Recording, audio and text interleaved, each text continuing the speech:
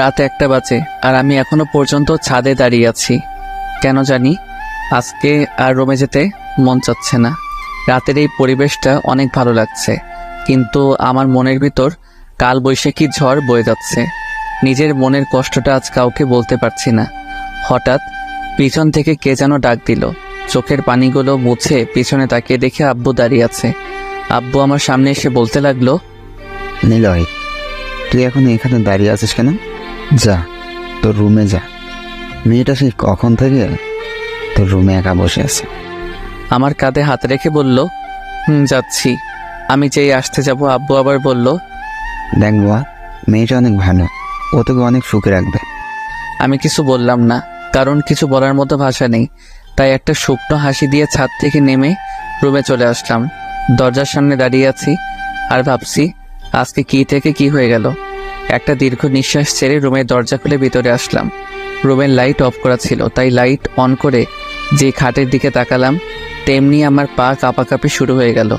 কারণ যে মেয়ের সাথে আমার বিয়ে হয়েছে সে মেয়েটা খাটে বসে এক পায়ের উপর আরেক পা রেখে ডান হাতে একটা রিভলভার নিয়ে বসে আছে, আর রিভলভারটা আমার দিকে মুখ করে ধরে আছে। আমার অবস্থা একেবারে খারাপ হয়ে গেছে।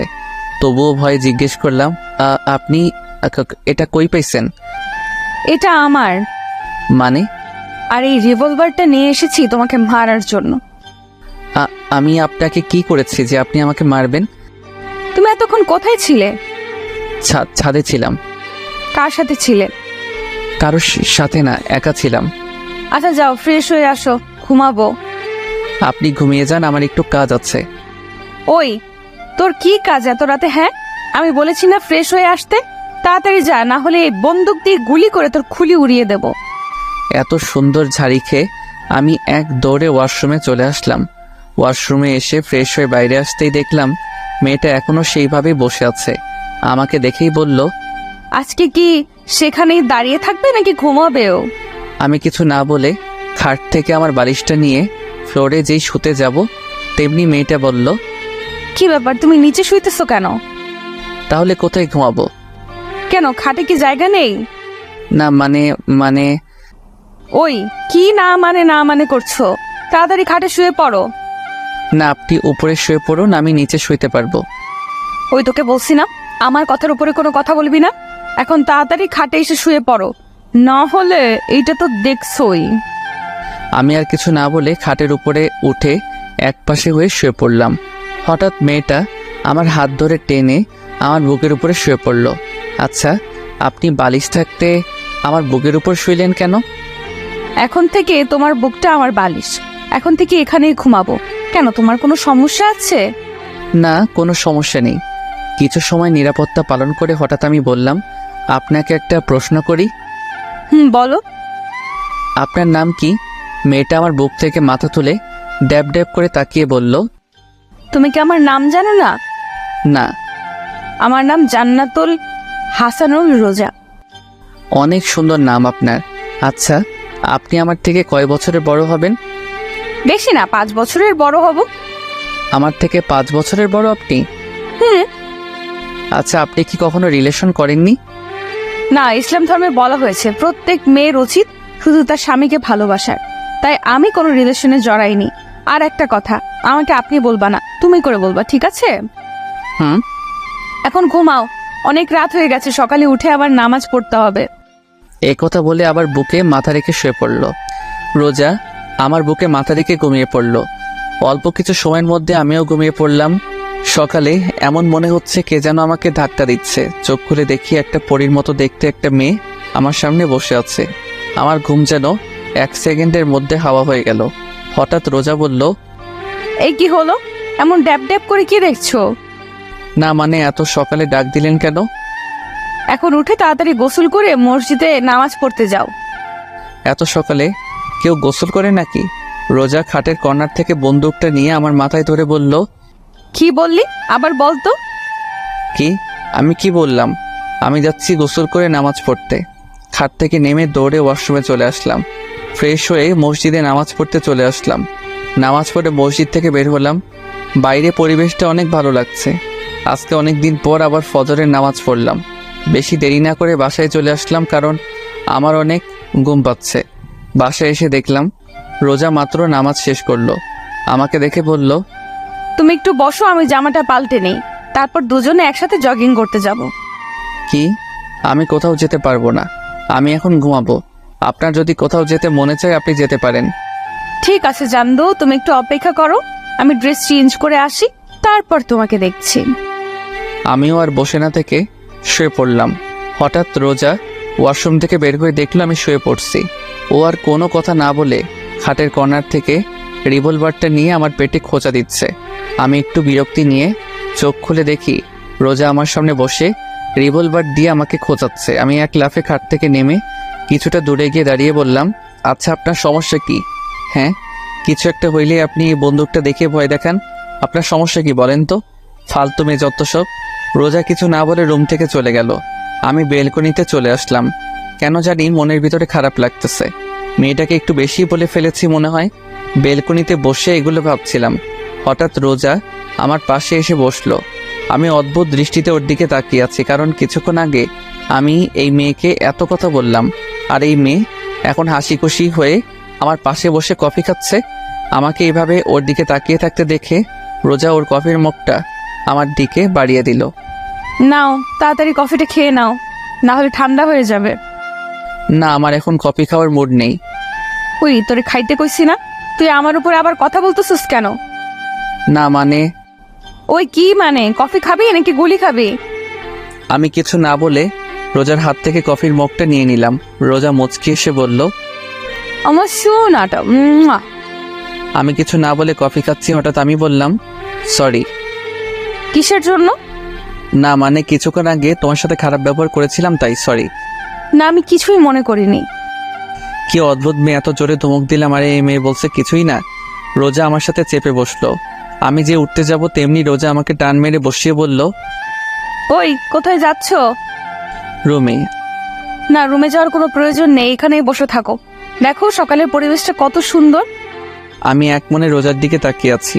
এই মেয়েটা অনেক অদ্ভুত, আবার মায়াবীও। মাত্র কালকে দেখা হলো, আর এমন দেখাচ্ছে যে সে আমাকে আরো অনেক বছর আগে থেকে ভালোবাসে। ডাইনিং টেবিলে বসে আছি, আম্মু আর রোজা রান্নাঘরে কাজ করছে। আব্বু, তোমরা আমার সাথে এমন করলে কেন? আব্বু আর নেহা চোখ বড় বড় করে তাকিয়ে আছে। হঠাৎ আব্বু বলল, আমরা আবার তোর সাথে কি করলাম? কিছু জানো না তাই না? আরে কি হয়েছে বলবি তো? তোমরা আমার থেকে 5 বছর বড়, এক মেয়েকে আমার সাথে বিয়ে দিয়েছো, কেন করলে আমার সাথে এমন?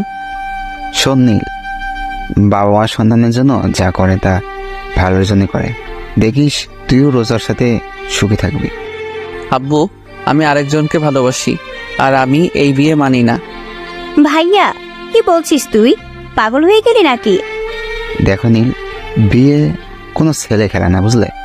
রোজ এখন থেকে তোমার বউ, এটা ভুলে যেও না। আমি এই বিয়ে মানি না, আর আমি বললাম তো আমি আরেকজনকে ভালোবাসি। তুমি যেই মেয়েকে ভালোবাসো সেই মেয়ে একটা বাজে মেয়ে। রাস্তায় রাস্তায় ছেলেদের সাথে চলাফেরা করে, ও তোমাকে নিয়ে খেলছে।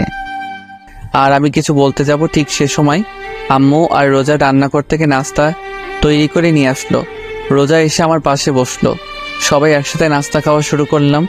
সবাই কথা বলতেছে, কিন্তু আমি কোনো কথা বলতেছি না, কারণ আমার তাদের সাথে কথা বলার কোনো মুড নাই। তাই আমি আমার মতো খেয়ে বাইরে চলে আসলাম। আমি আড্ডাখানায় আসতেই আমার বন্ধুরা নাইম, তানভীর, সাকিব চায়ের দোকানে বসে আছে। ওদের সামনে আসতেই, কিরে, কালকে আমাদের কিছু না বলেই ভার্সিটি থেকে এইভাবে চলে আসছিলি কেন? না মানে পরিবারের একটু সমস্যা হয়েছিল তাই আর কি। আচ্ছা, রিয়ার সাথে কি তোর কোনো কথা হয় নাই? কাল থেকে ও আমাদের কল দিচ্ছে তোর কথা জিজ্ঞেস করার জন্য, আর আমরাও তোকে কল দিলাম, কিন্তু তোর ফোন বন্ধ দেখাচ্ছে। কালকে রাগের মাথায় মোবাইল ভেঙে ফেলেছিলাম। না মানে মোবাইলে চার্জ ছিল না হয়তো। আচ্ছা আগে এটা বল, তোরা আজকে আমাকে এত কথা জিজ্ঞেস করছিস কেন? না মানে, তুই তো কোনোদিন এমন করিসনি তাই। আচ্ছা বাদ দে, ওদের সাথে আর কিছু সময় আড্ডা দিতে দিতে দুপুর হয়ে গেল। জোহর নামাজ পড়ে বাসায় আসলাম। বাসায় আসতেই আমি আমার মোবাইলটা খুঁজতেছি, কিন্তু কোনো জায়গায় পাইনি। শেষমেশ আর না পেরে নেহার রুমে আসলাম। নেহার রুমে এসে দেখি ও পড়তেছে। আমি ওর রুমের ভিতরে ঢুকে ওর সামনে গিয়ে ওর মাথায় আস্তে একটা থাপ্পড় মারলাম। নেহা পড়া বাদ দিয়ে রাগী লোক নিয়ে আমার দিকে তাকালো। কি চাই? কালকে যে আমি আমার মোবাইলটা ভেঙেছিলাম ওটা তো কালকে আমার রুমেই ছিল, কিন্তু এখন পাচ্ছি না। বল না, তুই কি কিছু জানিস নাকি? বললে আমি কি পাবো? তোর কি লাগবো? বেশি কিছু না, বিকেলে ঘুরতে নিয়ে যেতে হবে। ঠিক আছে, এখন বল। ভাবির কাছে। আর তোর ভাবি এখন কোথায়? রান্না করে। আমি আর কিছু না বলে রান্নাঘরের সামনে চলে আসলাম। রান্নাঘরের সামনে এসে দেখি রোজা একটাই রান্না করছে। আমি রান্নাঘরে ঢুকে পড়লাম। কেমনে যেন রোজা রান্নাঘরে কারো উপস্থিতি টের পেয়ে তাড়াতাড়ি পিছনে করে তাকালো। রোজা আমাকে দেখে বলল, সকাল থেকে এই পর্যন্ত কোথায় ছিলে? বন্ধুদের সাথে। নামাজ পড়ছিলা? আমার একটা কথা ছিল। বলো। আমার মোবাইলটা কোথায়? বলবো, তার আগে আমার একটা শর্ত আছে। বলো কি? আমাকে এখন পেছন থেকে জড়িয়ে ধরো, তাহলে বলবো। কি পাগল হয়ে গিয়েছো নাকি? যত তাড়াতাড়ি ধরবে তত তাড়াতাড়ি মোবাইল পেয়ে যাবে। আমি পারবো না, অন্য কিছু বলো। তোমার ইচ্ছে, না ধরলে নাই, আমার কিচ্ছু যায় আসে না। কেউ এসে গেলে খারাপ হয়ে যাবে। ওই কে কি বললো? হ্যাঁ, তুই কি অন্য কোনো মেয়েকে জড়িয়ে ধরবি যে কেউ দেখলে খারাপ ভাববে? এখন চুপচাপ দাঁড়িয়ে না থেকে তুই তোর কাজ কর, না হলে চিৎকার করে সবাইকে বলবো তুই আমাকে নির্যাতন করছিস। রান্না করা বাদ দিয়ে পিছনে করে রাগি লোক নিয়ে বলল, শুরু হয়ে গেছে ছেড়ে দেওয়া। আই, কি বিড়বিড় করছিস? আবার পিছনে করে ওর কাজ করতে করতে বলল। আমি আর কিছু না বলে রোজার পিছনে গিয়ে ওর দুই কাঁধে হাত দিয়ে রেখেছি। রোজা আমার হাতের স্পর্শ পেয়ে কিছুটা কেঁপে উঠল। আমি কি বলছি, আমার কাঁধ ব্যথা করতেছে? না তো। তাহলে তুই আমার কাঁধে হাত রেখেছিস কেন? আমাকে জড়িয়ে ধর, না হলে। কি আর করা, শেষমেশ রোজাকে জড়িয়ে ধরতে হলো। কিন্তু ওকে জড়িয়ে ধরতে দুজনে কেঁপে উঠলাম। কেমন যেন এক অন্যরকম অনুভূতি। রোজা ওর কাজ না করে চুপচাপ দাঁড়িয়ে আছে, চোখ বন্ধ করে। আমার মোবাইলটা কোথায়? ও, ওটা ওটা তো ভেঙে গিয়েছিল, তাই আমি ফেলে দিয়েছি। কি, তুমি আমার মোবাইল ফেলে দিয়েছো? ওটার মধ্যে আমার সিম কার্ড ছিল, আর তুমি সেটা ফেলাই দিচ্ছ? আমি ওকে ছেড়ে দিয়ে বললাম, রোজা সত্যি করে বলো তো। ফেলে দিয়েছি, কারণ ওটা একটা ভাঙা মোবাইল ছিল। তার এবার আমি কি জানতাম নাকি যে মোবাইলের ভেতরে সিম কার্ড ছিল? আমি কিছু না বলে রুমে চলে আসলাম। বিকেলে বেলকনিতে বসেছিলাম, এমন সময় নেহা আসলো। এসেই বলল, ওই ঘুরতে নিয়ে যাবি না? না গেলে হয় না? দেখ, তুই কিন্তু আমাকে কথা দিয়েছিস, এখন কথা মোতাবেক কাজ কর। আচ্ছা ঠিক আছে, তুই যা, আমি রেডি হয়ে আসছি। অল্প কিছু সময়ের মধ্যে রেডি হয়ে নিচে চলে আসলাম। নেহার জন্য অপেক্ষা করতে লাগলাম। হঠাৎ মাথায় একটা কথা আসলো। আজকে দুপুরের পর থেকে রোজা রুমে আসেনি, আর ওর সাথে দেখাও হয়নি। হঠাৎ নেহা আমার সামনে এসে বলল, চল ভাইয়া, আমরা রেডি। আমরা মানে? আমি আর ভাবি। কিন্তু তুই তো বলেছিলি তুই একা যাবি। ওই খবরদার, মিথ্যা কথা বলবি না। আমি বলেছি ঘুরতে নিয়ে যেতে হবে, কিন্তু এটা বলিনি যে আমাকে নিয়ে যেতে হবে। আচ্ছা ঠিক আছে, তোর ভাবি কই? নেহা চোখ দিয়ে ইশারা করে সাইডে দেখতে বললো। আমি সাইডে তাকাতেই অবাক, কারণ রোজা একটা নীল রঙের শাড়ি পরেছে, আর এই শাড়িতে ওকে অনেক সুন্দর লাগছে। ওর টানা টানা হরিণের মতো চোখে একটা দৃষ্টিতে তাকিয়ে থাকতে মন চাচ্ছে। রোজা আমাকে এইভাবে ওর দিকে তাকিয়ে থাকতে দেখে ও লজ্জায় লাল হয়ে গেল।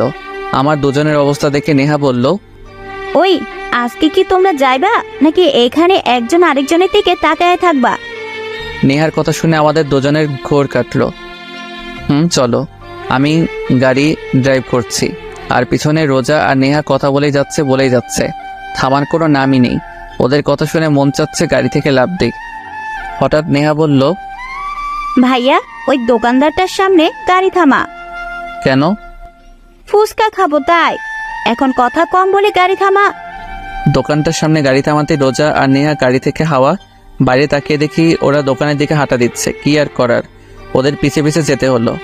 রোজা আর নেহা এক পাশে বসলো, আর আমি আরেক পাশে। কিছু সময় পর নেহা আর রোজা এমনভাবে ফুচকা খাওয়া শুরু করলো যে অনেক বছর পর ফুচকা দেখেছে। একটার পর একটা মুখের ভেতর ঢুকিয়ে চলেছে। হঠাৎ কোথা থেকে যেন একটা মেয়ে আমার পাশের সিটে বসে পড়লো। রোজা আর নেহা খাওয়ার মধ্যেই ব্যস্ত, আর আমি ড্যাব ড্যাব করে মেয়েটার দিকে তাকিয়ে আছি। মেয়েটার গায়ের রং ফর্সা। মেয়েটা একটা কালো রঙের শাড়ি পরেছে, হাতে কালো চড়ি, কপালে কালো টিপ। মেয়েটাকে অনেক সুন্দর লাগছে। হঠাৎ মেয়েটা আমাকে বলল, আচ্ছা, আপনি কি সিঙ্গেল? আমি আপনাকে অনেক ভালোবেসে ফেলেছি। আমি রোজা আর নেহার দিকে তাকিয়ে দেখি নেহা ফুচকা না খেয়ে ড্যাব ড্যাব করে মেয়েটার দিকে তাকিয়ে আছে, কিন্তু রোজা চুপচাপ ফুচকা খেয়ে যাচ্ছে। আমি পুরো অবাক হয়ে গেলাম।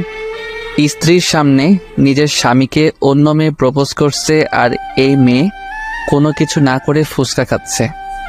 কি অদ্ভুত মেয়ে। মেয়েটা আবার বলতে শুরু করলো, আসলে আপনাকে আমার অনেক ভালো লেগেছে, তাই জিজ্ঞেস করলাম। আচ্ছা, আপনার নাম্বারটা দিতে মেয়েটা আর কিছু না বলে হঠাৎ উঠে এক দৌড়ে দোকানের ভেতর থেকে বের হয়ে গেল। আমি মেয়েটার কাণ্ড দেখে অবাক হয়ে গেলাম। এমনভাবে দৌড় দিল যে কোনো ভূত দেখেছে। আমি নেহার দিকে তাকিয়ে দেখি ও রোজার দিকে তাকিয়ে আছে। আমি রোজার দিকে তাকাতেই আমার গলা শুকিয়ে কাঠ হয়ে গেছে, কারণ রোজা সেই রিভলভারটা টেবিলের উপর রাখা, আর ও চুপচাপ ফুচকা খাচ্ছে যেন কিছুই না। নেহা এমনভাবে রোজার দিকে তাকিয়ে আছে যে ওর চোখ এখনই বের হয়ে আসবে। আমি কাঁপা কাঁপা কণ্ঠে বললাম, এটা এখানে কোথা থেকে আসলো? ভাবি তার ব্যাগ থেকে বের করলো। রোজা নেহার আর আমার অবস্থা দেখে হেসে উঠল। নেহার কানে কানে কি যেন বলল। হঠাৎ নেহা চিৎকার করে বলে উঠল, সিরিয়াসলি? ও জানে। না। বলেই ওরা দুজন আমাকে দেখে হেসে গড়াগড়ি খাচ্ছে। আমার অবস্থা খারাপ। তাড়াতাড়ি করে এক গ্লাস পানি খেলাম, বিল দিয়ে এসে গাড়িতে বসলাম। আমি গাড়ি ড্রাইভ করছি, আর ওরা দুজন কি নিয়ে যেন হাসাহাসি খাচ্ছে। আচ্ছা, তুমি কি সবসময় তোমার সাথে এই রিভলভারটা নিয়ে চলাফেরা করো? ভয় করে না? যেমন? যদি কোনো দিন তোমার কাছে বন্দুক দেখে পুলিশ তোমাকে ধরে নিয়ে যায়? আমার কথা শুনে ওরা দুজন আবার হাসতে হাসতে গড়াগড়ি খাচ্ছে। আরও কিছু সময় ঘোরাঘুরি করে রাতে বাসায় আসলাম। রাতে রোজা ওয়াশরুমে গেছে। এই সুযোগে আমি রুমে থেকে বের হয়ে নেহার রুমের সামনে আসলাম। ওর রুমে এসে দেখি ও মোবাইল চালাচ্ছে। নেহা আমাকে ওর রুমে দেখে মোবাইল চালানোর বাদ দিয়ে বলল, ভাইয়া তুই কিছু বলবি? তোকে একটা কথা জিজ্ঞেস করার ছিল। বল। তোর ভাবি ওই সময় তোর কানে কানে কি বলছিল? সেটা তো বলা যাবে না। কেন? এটা ভাবি আর আমার সিক্রেট। তাই তোকে বলা যাবে না। আর অন্যের পার্সোনাল ব্যাপার জানতে তো লজ্জা করে না? নেহার কথা শুনে আমি আহত দৃষ্টিতে ওর দিকে তাকিয়ে আছি। আমার বোন মির্জাফর আর আমি জানতাম না। হঠাৎ পিছন থেকে রোজা বলে উঠল, একদম ঠিক কথা বলেছো নেহা। বলেই নেহার পাশে গিয়ে দাঁড়ালো। আমি রোজার দিকে রাগে দৃষ্টিতে তাকালাম, আর কিছু না বলে রুম থেকে বের হয়ে ছাদে গিয়ে দাঁড়ালাম। কিছু সময় পর রোজাও আমার পাশে এসে দাঁড়ালো। আমি রোজার দিকে তাকিয়ে আছি। ওকে অনেক মায়াবী লাগছে। মেয়েটাকে বোঝা প্রচুর মুশকিল। এমন মনে হয় মেয়েটার মনে অনেক রহস্য লুকানো। হঠাৎ রোজা বলল, রাতের এই পরিবেশটা অনেক ভালো লাগে, তাই না? রোজার দিকে তাকিয়ে বললাম, জানো, আমার একটা ফ্রেন্ড ছিল, ওর সাথে সব কিছু শেয়ার করতাম। প্রতিদিন রাতে ওর সাথে ছাদে বসে অনেক আড্ডা দিতাম। ওকে ছাড়া আমার একদিনও ভালো লাগতো না। কিন্তু এইটুকু বলে রোজা কাঁদতে কাঁদতে ফ্লোরে বসে পড়ল। ও এমনভাবে কান্না করছে যে ওর জীবন থেকে বেশ মূল্যবান কিছু হারিয়ে ফেলেছে। ওর এইভাবে কান্না কেন যেন আমার আর সহ্য হচ্ছে না। বুকের ভিতর কেমন যেন লাগছে। আমি রোজার পাশে বসে ওর কাঁধে হাত রাখলাম। কি হয়েছিল সেই দিন, আর তুমি এমনভাবে কান্না করছো কেন? রোজা কিছু না বলে আমাকে আষ্টে পৃষ্ঠে জড়িয়ে ধরল, আর আরও জোরে কান্না করতে লাগলো। কান্না করতে করতে হঠাৎ রোজা বলল, আমার একটা কথা রাখবে? বলো। কখনো আমাকে একা ছেড়ে চলে যাবে না তো? রোজার কথা শুনে আমি চুপ হয়ে গেলাম। ওর এই প্রশ্নের জবাব কি দিব সেই উত্তর আমার কাছে নেই। কি হলো, বলো না, তুমি কি কখনো আমাকে ছেড়ে চলে যাবে? আমি চোখের পানি কেন যেন আমার সহ্য হচ্ছে না। কেন যেন ওর প্রতি কোনো এক মায়া সৃষ্টি হচ্ছে। ওর কান্না মাখা মুখ দেখে আমি বলে উঠলাম, না, কোনো দিনও তোমাকে ছেড়ে যাব না, সব সময় তোমার পাশে থাকবো। রোজা কিছু না বলে আমার বুকে মাথা রেখে বসে থাকলো। আর আমি ভাবতে লাগলাম, আমি তো অন্য কাউকে ভালোবাসি, তাহলে রোজাকে এই কথা কিভাবে বলতে পারলাম? রোজা, এই প্রথম আমি রোজার নাম বলে ডাক দিলাম। রোজা। রোজা এখনো নিশ্চুপ থাকায় বুঝতে পারলাম ও ঘুমিয়ে পড়েছে। রাত 11টা বেজে গেছে, আর আকাশের অবস্থা দেখে বোঝা যাচ্ছে বৃষ্টি আসতে পারে। তাই বেশি দেরি না করে রোজাকে সাবধানে কোলে তুলে নিলাম। ছাদ থেকে নেমে রুমে যাচ্ছি, এমন সময় আমাদের সামনে নেহা এসে হাজির। কিন্তু এত রাতে কোথা থেকে আসা হলো? হুম হুম চুপ, আসতে বলো, রোজা ঘুমিয়ে পড়েছে। ও, তুই কি করছিস? এত রোমান্টিক একটা সময়, ভাবি তোর কোলে একটা ছবি তুলে নেই। নেহার ছবি তোলা হয়ে গেলে আমরা রুমে চলে আসলাম। রোজাকে বিছানায় শুয়ে দিলাম। আমি ওর অপর পাশে শুয়ে পড়লাম, রোজার দিকে মুখ করে। ঘুমন্ত অবস্থায় রোজাকে অনেক মায়াবতী লাগছে। কান্না করার ফলে ওর দু চোখ ফুলে গেছে, নাক লাল হয়ে গেছে। ওকে দেখে আমার এক অন্যরকম অনুভূতি কাজ করছে। কেন যেন এখন আর রিয়ার কথা মনে পড়ছে না।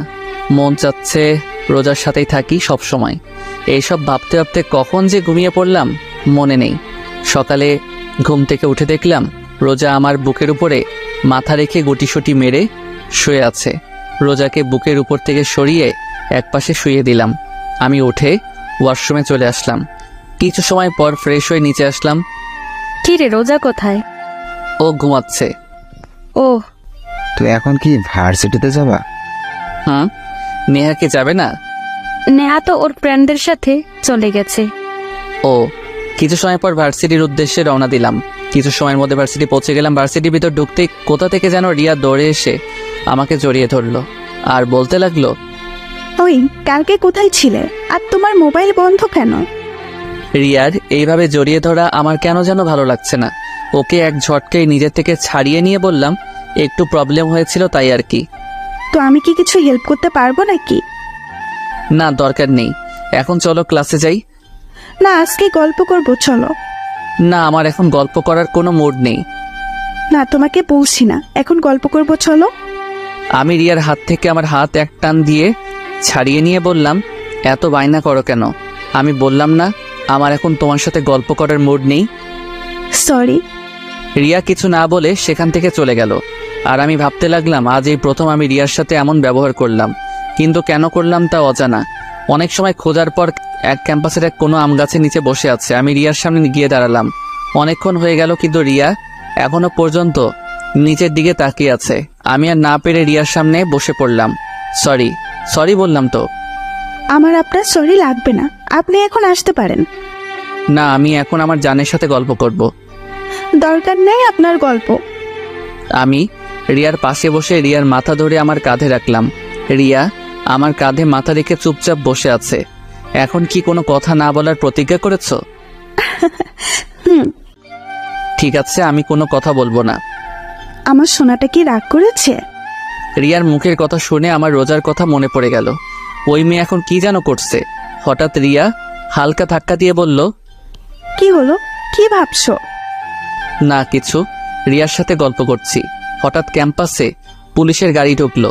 ক্যাম্পাসের সবাই গাড়ির দিকে তাকিয়ে আছে। হঠাৎ পুলিশের গাড়ির ভিতর থেকে একজন লোক বের হয়ে আমাদের দিকে আসতে লাগলো।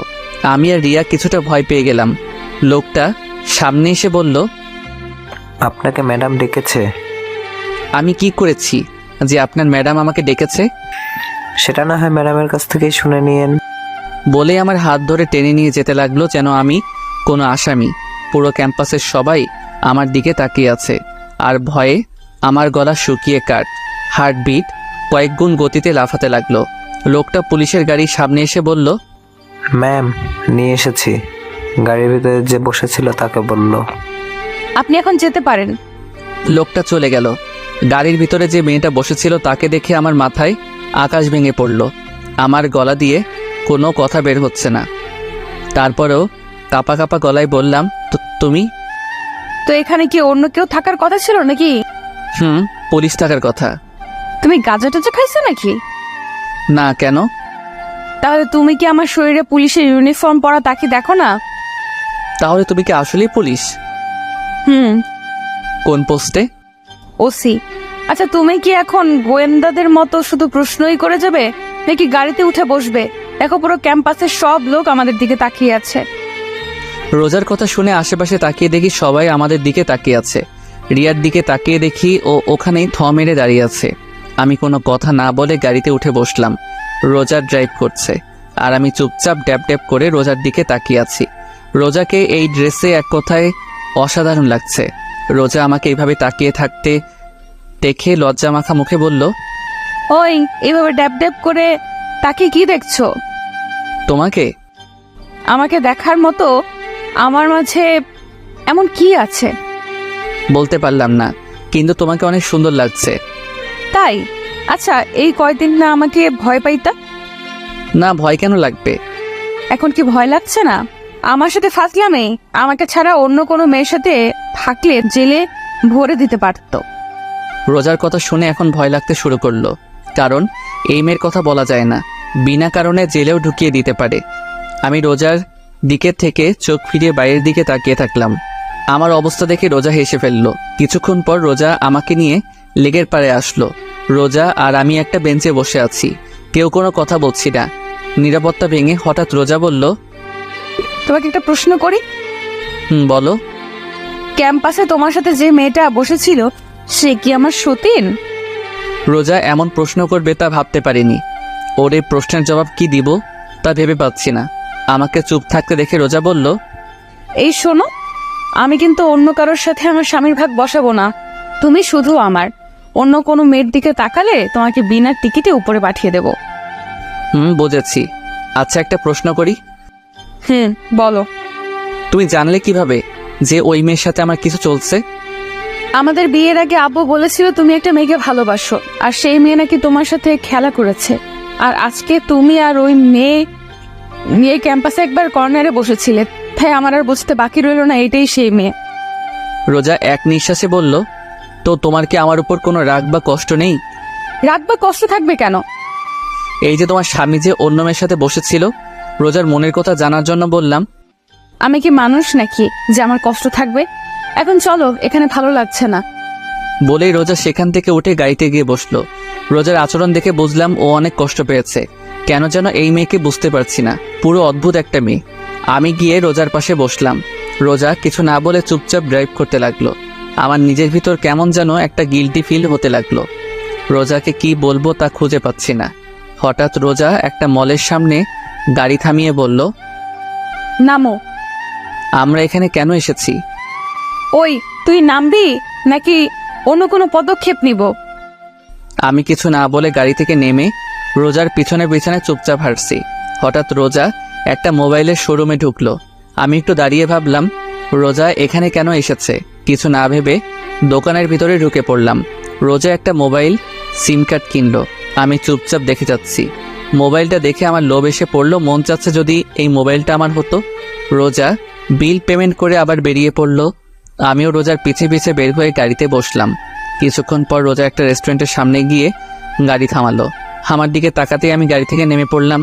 রোজা আর আমি রেস্টুরেন্টে থেকে লাঞ্চ করলাম, কিন্তু রোজা আমার সাথে কোনো প্রকার কথাও বলেনি। আর একটা লজ্জাজনক কথা, সব পেমেন্ট রোজাই করেছে, কারণ আমি বেকার। কিছু সময় পর দুজনেই বাসায় চলে আসলাম। বাসায় আসতেই আম্মু রোজাকে ডাকলো। রোজা কিছু না বলে রুমে চলে গেল। আম্মু আমাকে দেখে আমার সামনে এসে বলল, কি রে, রোজার আবার কি হলো? কই কিছু না তো। দেখ নীল, আমার সাথে মিথ্যা কথা বলবি না, বল কি হয়েছে? ও আমার সাথে একটু রাগ করেছে, এটুকুই। আর কি নিয়ে রাগ করেছে? তেমন কিছু না, আমি এখন রুমে গেলাম বলে ওখান থেকে চলে আসলাম। রুমের সামনে এসে দেখি রোজা মার্কেট থেকে যেই মোবাইলটা কিনেছিল সেটা চালাচ্ছে। আমাকে দেখেও না দেখার ভান করে এক মনে মোবাইল চালাতে লাগলো। আমিও কিছু না বলে ওয়াশরুমে চলে গেলাম। ওয়াশরুমে এসে ভাবতে লাগলাম যে ওর রাগ ভাঙানো যায় কিভাবে, কিন্তু কোনো আইডিয়া পেলাম না। ওয়াশরুম থেকে বের হয়ে দেখলাম রোজা আগের মতোই খাটে বসে মোবাইল গোতাচ্ছে। আমি চুপচাপ রোজার পাশে গিয়ে বসে থাকলাম, কিন্তু এই মাইয়ার সেই জায়গায় কোনো খেয়ালই নাই। আমি ড্যাব ড্যাব করে ওর দিকে তাকিয়ে আছি আর ও এক মনে মোবাইলের দিকে। আমি এইবার মাথা নিচু করে বসে রইলাম। হঠাৎ রোজা আমার দিকে ঘুরে বসে একটা মোবাইল বাড়িয়ে দিল। আমি ড্যাব ড্যাব করে ওর দিকে তাকিয়ে আছি। আমাকে এভাবে তাকিয়ে থাকতে দেখেও বলল, এইভাবে তাকানোর কিছুই নেই, তোমার মোবাইল নেই সেই জন্য এটা তোমাকে দিলাম। রোজার দিকে তাকিয়ে মনে মনে বললাম, কিপটুস কিপটা, ও আমাকে ওর পুরনো মোবাইলটা ধরিয়ে দিল। আর আমি ভেবেছিলাম ও আমাকে এই নতুন মোবাইলটা দিবে। আমি মুখ কালো করে রোজার দিকে তাকিয়ে আছি, আর রোজা এই ইমোজির মতো আমার দিকে তাকিয়ে আছে। আমি রোজার হাত থেকে মোবাইলটা নিয়ে নিলাম। হঠাৎ রোজা আমাকে বলল, একটু সামনে এসো, তোমাকে একটা কথা বলার ছিল। আমি রোজার দিকে একটু আগাতেই রোজা বলল, জানো, এই মোবাইলটা আমার অনেক দিন ধরে কেনার শখ ছিল, তাই এটা আমি রেখে দিলাম। আর আমার এই মোবাইলটা যখন পুরাতন হয়ে গেছে তাই এটা তুমি রেখে দাও। রোজার কথা শুনে আমি হেসে উঠলাম। রোজা আমার দিকে অদ্ভুত দৃষ্টিতে তাকিয়ে আছে। হাসছো কেন? তুমি তোমার মোবাইলটা দিয়ে অনেক বড় উপকার করলা। মানে?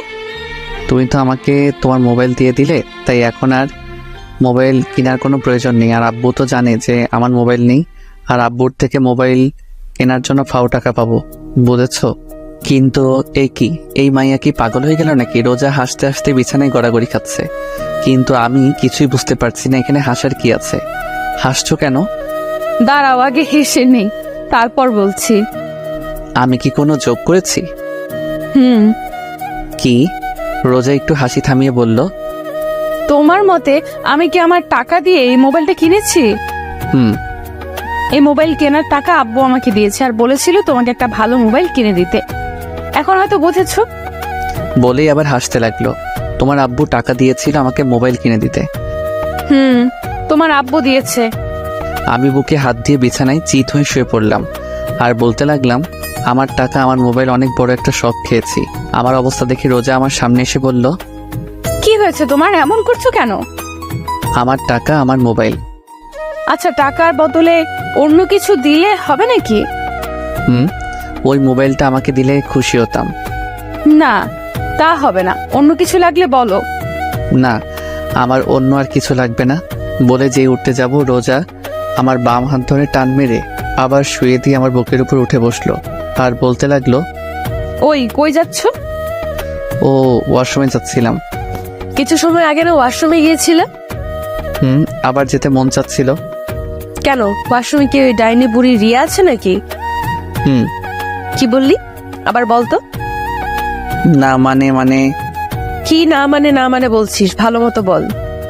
আমি যেই কিছু বলতে যাব তার আগেই রোজা ওর মুখ আমার মুখের সামনে নিয়ে আসলো। রোজার নিঃশ্বাস আমার মুখে পড়ছে আর আমার নিঃশ্বাস রোজার মুখে। রোজা কিছুটা কেঁপে উঠলো। ও এক দৃষ্টিতে আমার চোখের দিকে তাকিয়ে আছে। আমি চোখ সরিয়ে নিলাম। যেই রোজাকে সরাতে যাব তার আগেই রোজা আমার ঠোঁটের ওইতে নিয়ে নিল। প্রায় 6 মিনিট পাগলের মতো কিস করার পর হঠাৎ আমার নিঃশ্বাস বন্ধ হয়ে যাচ্ছে, তাই রোজাকে ধাক্কা দিয়ে সরিয়ে ফেললাম। দুজনেই হাঁপাতে লাগলাম। রোজা বলল, ওই তুমি আমাকে সরালে কেন? এমন পাগলের মতো কেউ কাউকে কিস করে? আর একটু হলেই তো মরে গিয়েছিলাম। আমার স্বামীকে আমি মেরে ফেলবো, কিস করবো, তাতে তোমার কি? আচ্ছা, তোমার কি লজ্জা করে না? কেন লজ্জা করবে? তোমার থেকে বয়সে একটা ছোট ছেলেকে কিস করতে? আর এই বয়সে কম ছেলেটা আমার স্বামী, তাই আমার যা মন চাইবে আমি তাই করব। বলেই রোজা চলে গেল আর আমি ছাদে চলে আসলাম। ছাদে এক কর্নারে দাঁড়িয়ে ভাবতে লাগলাম, এখন মনে হচ্ছে রোজার জন্য আমার মনে ভালোবাসা জন্ম নিয়েছে। ওর এই পাগলামোগুলো কেন যেন ভালো লাগছে। তাহলে কি আমি রোজাকে ভালোবেসে ফেলেছি? কিন্তু আমি তো রিয়াকে ভালোবাসি। রাতে সবার সাথে খাওয়া দাওয়া করে রুমে এসে খাটে বসে রোজার দেওয়া মোবাইলটা হাতে নিয়ে দেখতে লাগলাম আর ভাবছি মোবাইলটা চালু করব নাকি। বেশি কিছু না ভেবে মোবাইলটা অন করলাম। মোবাইলের ওয়ালপেপার দেখে আমি একটু অবাক হলাম, কারণ সেদিন রাতে নেহা আমার আর রোজার যে ছবিটা তুলেছিল সেটা দিয়ে রেখে, তার মানে সেই রাতের ঘটনা রোজা নেহার থেকে শুনেছে। ওসব ভাবছি, হঠাৎ রোজা রুমে ঢুকলো। কিছু না বলে রুমের দরজা লাগিয়ে আমার সামনে এসে বলল, আমি এখন ঘুমাবো। তো ঘুমিয়ে যাও, আমি কি তোমাকে ধরে রেখেছি নাকি? তুমি কি ঘুমাবে না? হুম। তাহলে ঘুমাও, এত রাতে ফোন চালাচ্ছ কেন? তুমি ঘুমিয়ে পড়ো, আমি একটু পর ঘুমাবো। বুঝেছি, ভালোভাবে বললে হবে না। বলেই রোজা খাটের উপর উঠে আমার হাত থেকে মোবাইলটা নিয়ে নিল। আমি শুধু নির্বাক দর্শক হিসেবে তাকিয়ে আছি। মোবাইলটা সাইডে রেখে আমার হাত টান মেরে শুয়ে দিয়ে ও আমার বুকের উপর শুয়ে পড়ল। আমি এখনো নির্বাক দর্শক হিসেবে তাকিয়ে আছি। এটা কি হলো? কোথায় আবার কি হলো? তুমি আমার উপর কেন শুয়েছ? বিছানায় তো বালিশ আছে, ওখানে সব। আমার বালিশ শুধু তুমি। হ্যাঁ নয় হ্যাঁ। এখন কথা কম বলে শুয়ে পড়ো, অনেক রাত হয়েছে। আমি আর কিছু বললাম না, কারণ এই মেয়ের সাথে কথায় পেরে ওঠা অসম্ভব। কিছুক্ষণের মধ্যে আমরা ঘুমিয়ে পড়লাম। সকালে ঘুম থেকে উঠে দেখলাম রোজা প্রতিদিনের মতো আমার বুকের উপর মাথা রেখে শুয়ে আছে। আজকে কেন জানি ওর এইভাবে শুয়ে থাকা আমার ভালো লাগছে। আমার ডান হাতটা দিয়ে ওর মুখের উপর আসা চুলগুলো ওর কানের পিছনে গুঁজে দিলাম। ও কিছুটা নেড়ে উঠল। কিছুক্ষণ এক দৃষ্টিতে ওর দিকে তাকিয়ে থাকলাম। ওকে অনেক রূপবতী দেখাচ্ছে। রোজাকে সাবধানে বুকের উপর থেকে উঠিয়ে সাইডে শুয়ে দিলাম। আমি উঠে ফ্রেশ হয়ে নাস্তা করে ভার্সিটির উদ্দেশ্যে বেরিয়ে পড়লাম। রিয়াকে কি বলবো তা ভাবতে ভাবতে ভার্সিটির সামনে চলে আসলাম। ভার্সিটির সামনে আসতে দেখলাম রিয়া গেটের সামনে দাঁড়িয়ে আছে। ওকে দেখে বোঝা যাচ্ছে ও কারোর জন্য অপেক্ষা করছে। হঠাৎ রিয়া আমাকে দেখে আমার সামনে দৌড়ে আসলো আর এসেই বলতে লাগলো, তুমি ঠিক আছো তো? কি হয়েছে তোমার? আর এমন দেখাচ্ছে কেন তোমাকে? কালকে ওই পুলিশ তোমাকে ধরে নিয়ে গেল, সেটা নিয়ে আমি অনেক টেনশনে ছিলাম। ও, ওটা আমার এক পরিচিত কাজিন ছিল। ও, আমি তো ভয় পেয়ে গেছিলাম। আচ্ছা এটা বলো, এখানে কার জন্য অপেক্ষা করছিলে? তোমার জন্য অপেক্ষা করছিলাম। কেন? আজকে সারাদিন তোমাকে নিয়ে ঘুরবো। তাই? হ্যাঁ, তো কোথায় যাইবা এখন? লেকের পাড়ে যাবো, চলো। ঠিক আছে চলো। আমি আর রিয়া রিক্সায় উঠলাম। রিক্সা চলছে তার আপন গতিতে। রিয়া আমার এক হাত ঝাপটে ধরে বসছে। ওর এইভাবে আমার হাত ধরে থাকা কেন জানি ভালো লাগছে না। কিছু সময়ের মধ্যে লেকের পাড়ে এসে পড়লাম। রিক্সা ভাড়া মিটিয়ে আমি আর রিয়া পাশাপাশি হাঁটছি। হঠাৎ রিয়া বলল, চলো ওখানে বসি। ঠিক আছে। রিয়ার আর আমি পাশাপাশি বসলাম। অনেক সময় হয়ে গেল কিন্তু দুজনেই চুপচাপ বসে আছি। কিছু সময় পর হঠাৎ রিয়া বলল, একটা কথা জিজ্ঞেস করার ছিল। বলো, কি জিজ্ঞাসা করতে চাও? সত্যি কথা বলবে তো? বলো, কি এমন কথা? তুমি কি আমার থেকে কিছু লুকাচ্ছ? আমি রিয়ার কথার উত্তর কি দিব সেটা ভাবছি। ওকে কি সত্যিটা বলে দিব নাকি? আমাকে চুপ থাকতে দেখে রিয়া বলল, কি হলো, কি ভাবছো? না কিছু না। তুমি কি বলছিলে? আমি বলছিলাম যে তুমি কি আমার থেকে কিছু লুকাচ্ছ? না মানে আমি আবার তোমার থেকে কি লুকাবো? না মানে তুমি কিছুটা বদলে গেছো, আগের মতো আর নেই। আমি আগের মতোই আছি। আচ্ছা বাদ দাও এই টপিক। দুজনে আবার চুপ হয়ে গেলাম, কেউ কোনো কথা বলছি না। আবার কিছু সময় পার হয়ে গেল। হঠাৎ আমার মোবাইলে কল আসলো। মোবাইলের স্ক্রিনে তাকিয়ে দেখি আননোন নাম্বার থেকে কল আসছে। আমি তো এই সিম কার্ডের নাম্বারে কাউকে দেইনি, তাহলে কে কল দিল? এইসব ভাবতে ভাবতে কলটা কেটে গেল। এটা দেখে রিয়া বলল, কি ব্যাপার, কলটা ধরলে না কেন? আমি কিছু বলতে যাব তার আগে আবার কল আসলো সেই একই নাম্বার থেকে। রিয়ার থেকে কিছুটা দূরে গিয়ে কলটা রিসিভ করলাম। রিসিভ করতেই, ওই কই তুমি?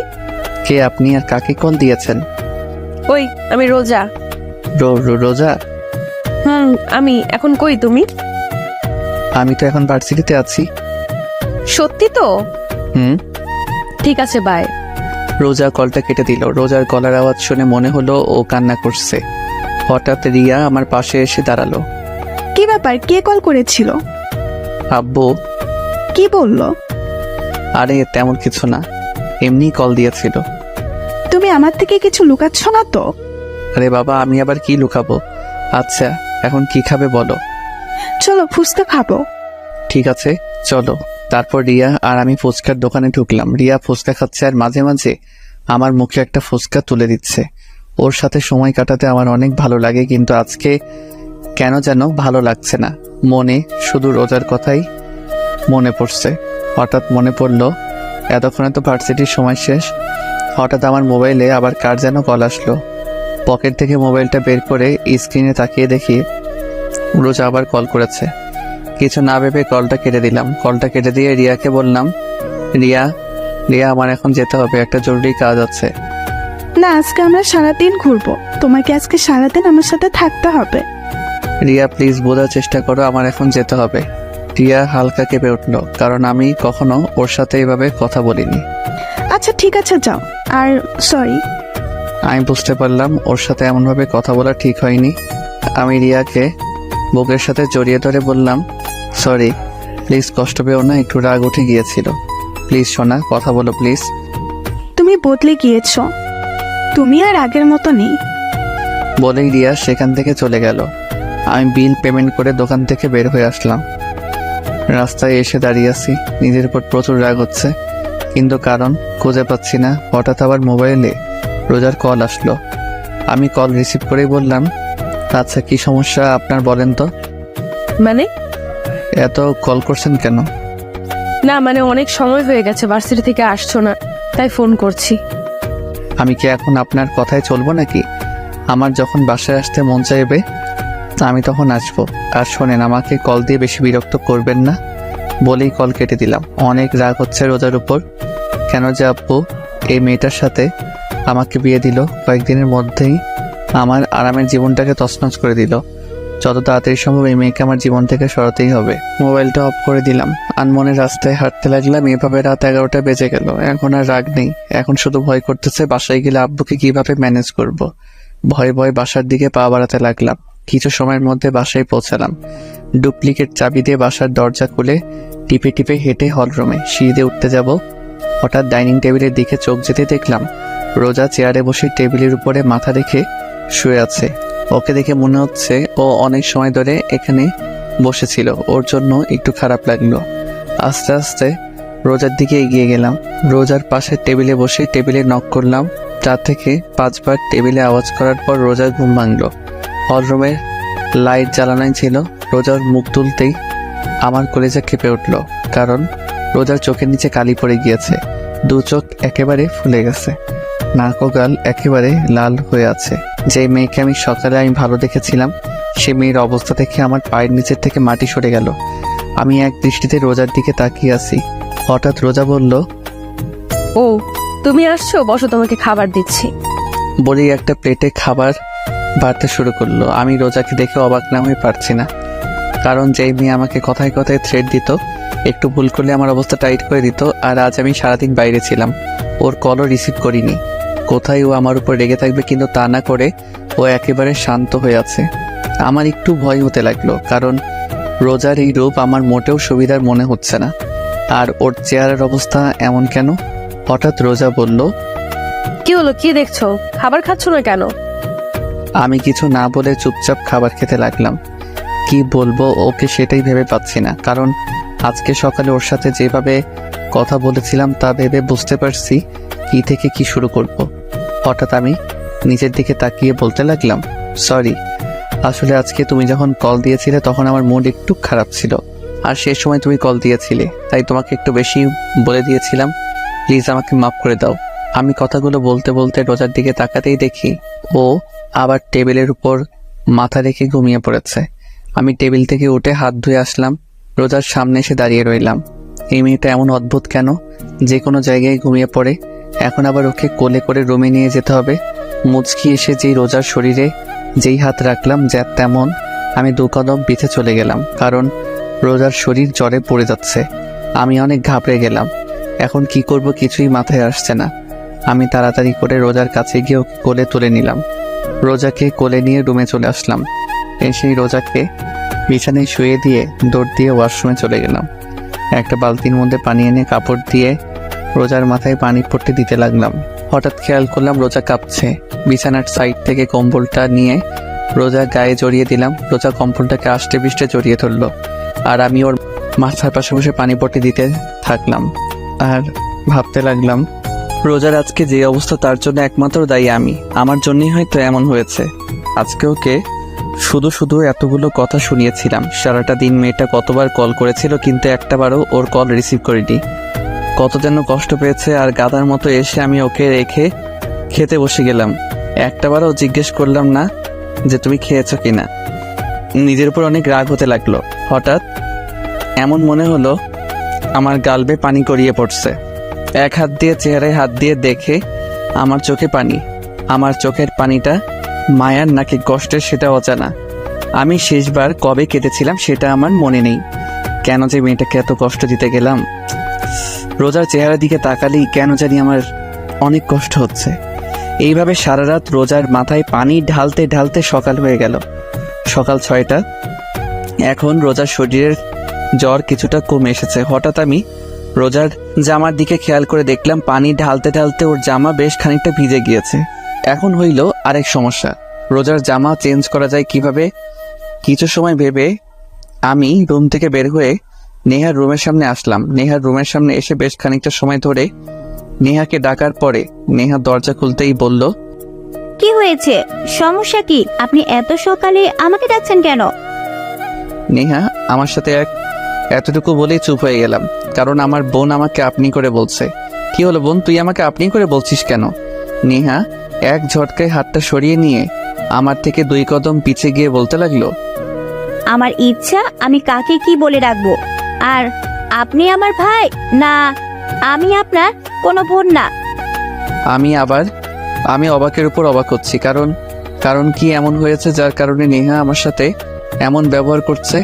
কেন জানি ওর কথাগুলোয় আমার ভিতরে কেমন যেন ব্যথা অনুভব হতে লাগলো।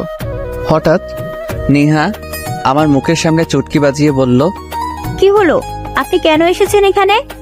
রোজার। কি হয়েছে ভাবি, কি বলেন, কি হয়েছে ভাবি? আমি কিছু বলার আগে নেহা আমাকে পাশ কাটিয়ে আমার রুমের দিকে দৌড় দিল। আমি দাঁড়িয়ে না থেকে নেহার পিছনে পিছনে গেলাম। নেহার রুমের ভিতর ঢুকে রোজার অবস্থা দেখে আমার দিকে রাগী দৃষ্টিতে তাকালো। ও এমনভাবে আমার দিকে তাকালো যে আমি কোনো জেলের আসামি। নেহা আমার সামনে এসে বলল, কি করেছেন আপনি ভাবির সাথে? রাতে আমি আর রোজা খাবার টেবিলে বসেছিলাম, আমি খাবার খাচ্ছি। হঠাৎ দেখি রোজা কিছুটা কাঁপছে, কিন্তু আমি ভেবেছিলাম হয়তো এমনই। তারপর হাত ধুয়ে এসে যখন ওর ঢাক দিলাম কিন্তু উঠল না। ওর শরীরের হাত দিয়ে দেখি ওর শরীরে প্রচুর জ্বর এসেছে। তারপর ওকে রুমে নিয়ে এসে পানি পট্টি দিতে দিতে ওর জামা ভিজে গিয়েছে, তাই তোকে ডাক দিয়েছি। আচ্ছা, ভাবি কি আপনাকে কিছু বলেনি? না একবারও কি রুমের অবস্থা দেখেছেন? না, রুমে আবার কি হবে? এটুকু বলেই পুরো রুমের দিকে তাকাতেই দেখলাম আমার রুমটা এমন দেখাচ্ছে যে রুমের ভিতরে কোনো বড়সড় টর্নেডো এসেছিল। রুমের প্রত্যেকটা জিনিস ভেঙে ফেলেছে, এমনকি খাটের উপর দেয়ালে আমার বড় একটা ছবি ঝোলানো ছিল সেটাও ভেঙে ফেলেছে। আমি নেহার দিকে তাকাতেই নেহা বলল, এগুলো সব আপনার জন্য হয়েছে। আমি যেই কিছু বলতে যাব তার আগে নেহা আমাকে ধাক্কা দিয়ে রুম থেকে বের করে দিল। আমি রুমের বাইরে দাঁড়িয়ে ভাবতে লাগলাম, রোজা কেন ভেঙেছে সবকিছু? ওর কল্লা ধরায় কি ও রেগে গিয়ে এগুলো করেছে নাকি অন্য কোনো কারণে? এইভাবে কিছু সময় যাওয়ার পর নেহা রুমের দরজা খুলল। আমি রুমের বাইরে দাঁড়িয়েছিলাম। নেহা আমার সামনে এসে বলল, ভাইয়া, কালকে যদি তুই ভাবির সাথে মিথ্যা কথা না বলতি তাহলে আজকে এমনটা হতো না। কালকে দুপুর থেকে ভাবি কিছু না খেয়ে বসেছিল তোর জন্য, আর তুই বদলে গিয়েছিস ভাইয়া। বলেই নেহা চলে গেল। আমি চুপচাপ দাঁড়িয়ে থাকলাম, আর মাথায় শুধু একটা কথাই আসছে, তাহলে কি রোজা জানতো যে আমি ভার্সিটিতে না গিয়ে রিয়ার সাথে ঘুরতে গিয়েছিলাম, আর কাল থেকেও কিছু না খেয়ে বসেছিল, আর আমি নিজের প্রতি নিজের খুব রাগ হতে লাগলো। কিন্তু এত কিছু হয়ে যাওয়ার পরেও রোজা আমার সাথে রাগে কেন কথা বললো না কেন? আমি রুমের ভিতর আসতেই দেখলাম রোজা ঘুমিয়ে আছে। ওর চেহারা একেবারে শুকিয়ে গিয়েছে, চোখের নিচে কালি জমে গিয়েছে। আমি গিয়ে রোজার পাশে বসলাম, আর এক দৃষ্টিতে ওর চেহারার দিকে তাকিয়ে রইলাম। সকাল 8টার দিকে রোজার ঘুম ভাঙলো। ও চেয়ে দেখে আমি ওর দিকে এক দৃষ্টিতে তাকিয়ে আছি। রোজাও কিছু না বলে চুপচাপ আমার চোখের দিকে তাকিয়ে আছে। হঠাৎ রোজা বলল, কি হয়েছে, আপনি কাঁদছেন কেন? কেন যেন রোজার এই আপনি বলাই মনের মধ্যে কোনো কষ্ট লাগলো না। এমন মনে হচ্ছে আমি আপনি করে বলারই প্রাপ্য। আমি কিছু না ভেবে রোজাকে দুহাত দিয়ে আমার বুকের সাথে চেপে ধরলাম।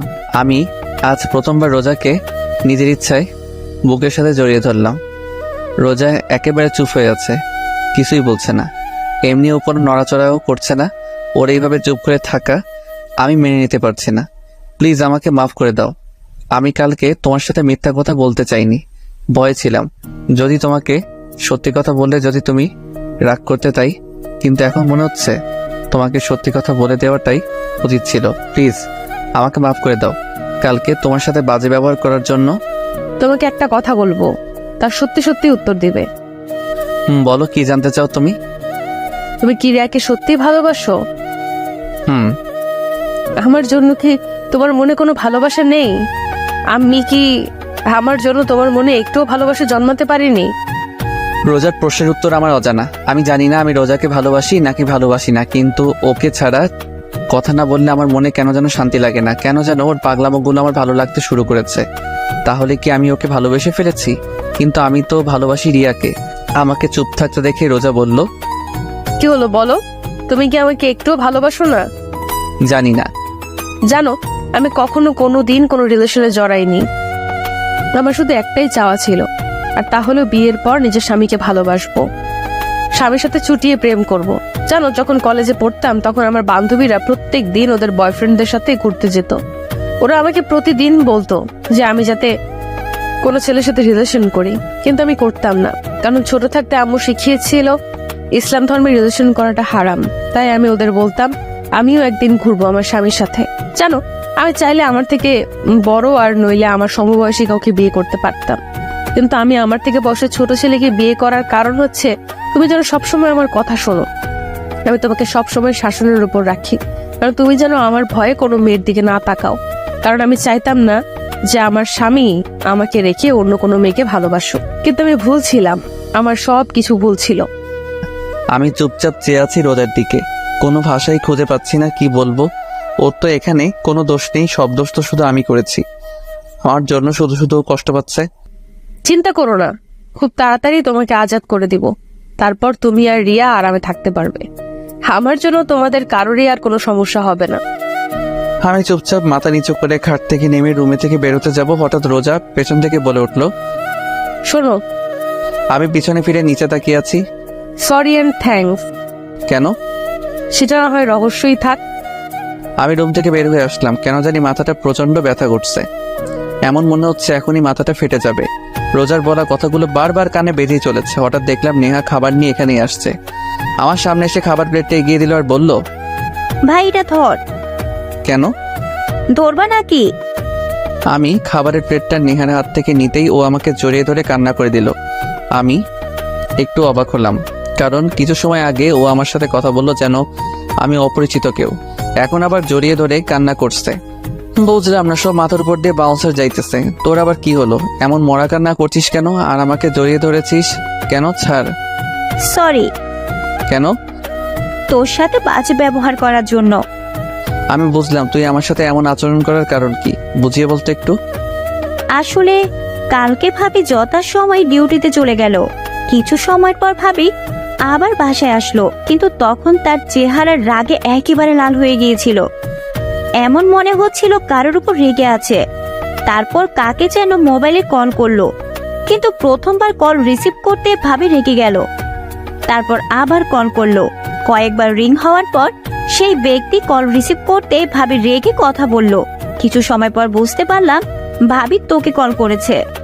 কিছু সময় পর ভাবি আবার তোকে কল করলো, কিন্তু হঠাৎ কি যেন ভাবি কান্না করতে করতে রুমে চলে গিয়ে ভেতর থেকে দরজা বন্ধ করে দিল। ভাবিকে অনেক ডাক দিলাম, কিন্তু ভাবি দরজা খুললো না। এইটুকু বলেই জোরে জোরে শ্বাস নিতে লাগলো।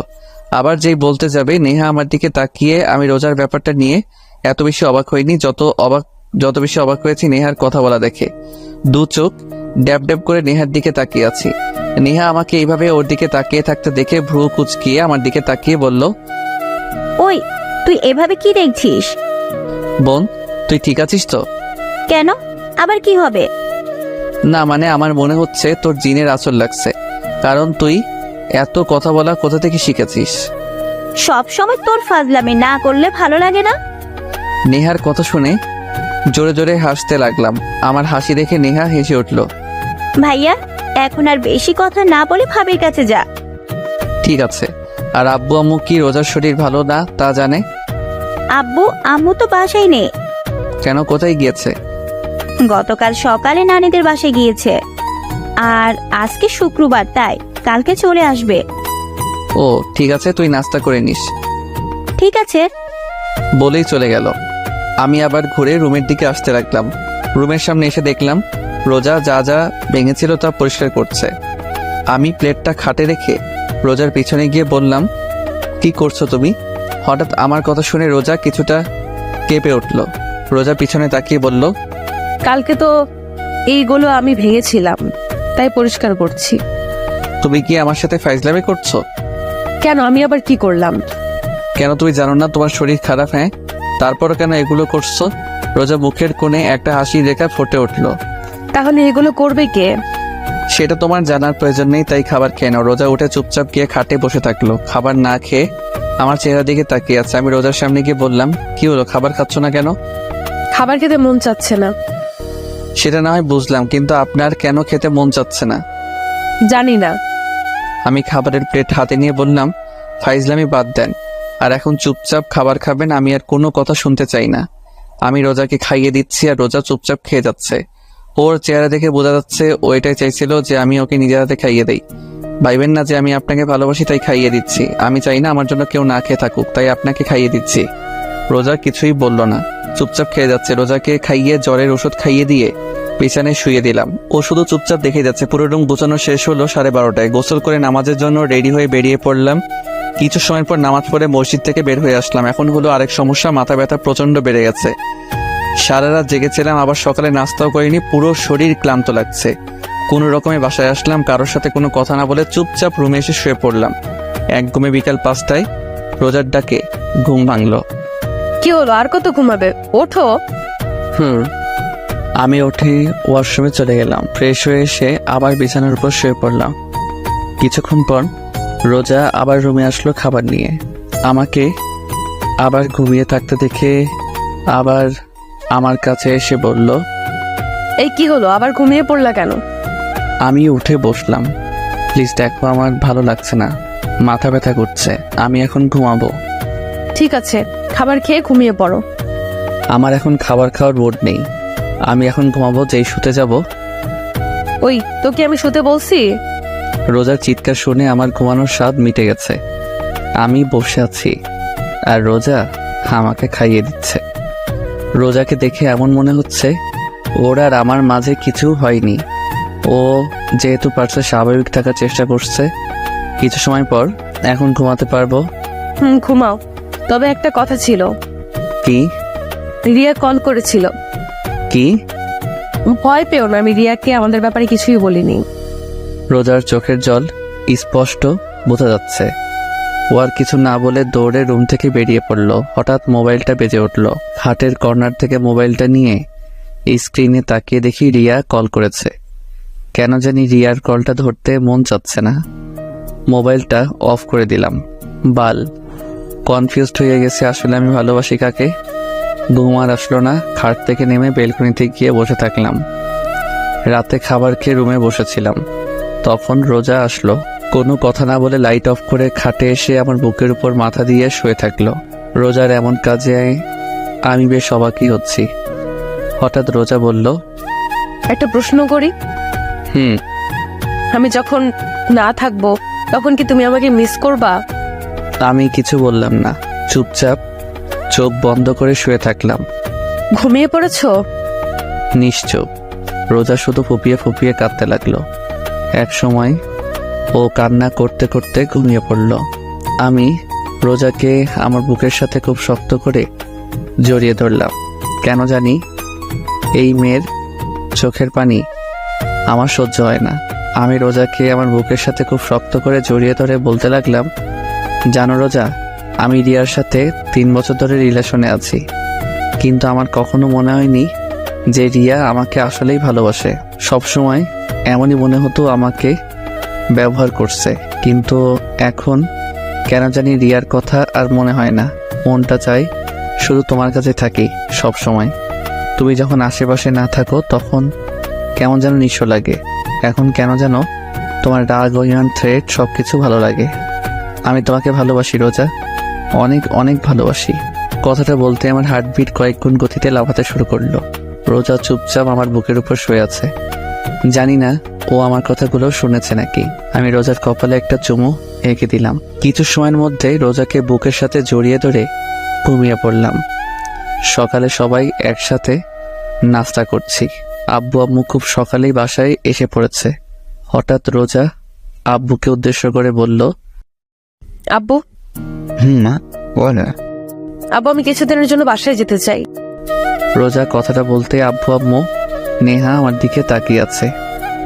সবার চাওয়ার ধরন দেখে আমার গলা দিয়ে আর খাবার নামলো না। পানি খেয়ে সবাইকে উদ্দেশ্য করে বললাম, তোমরা সবাই আমার দিকে এইভাবে তাকিয়ে আছো কেন? আজকে কি আমাকে একটু বেশি সুন্দর দেখাচ্ছে?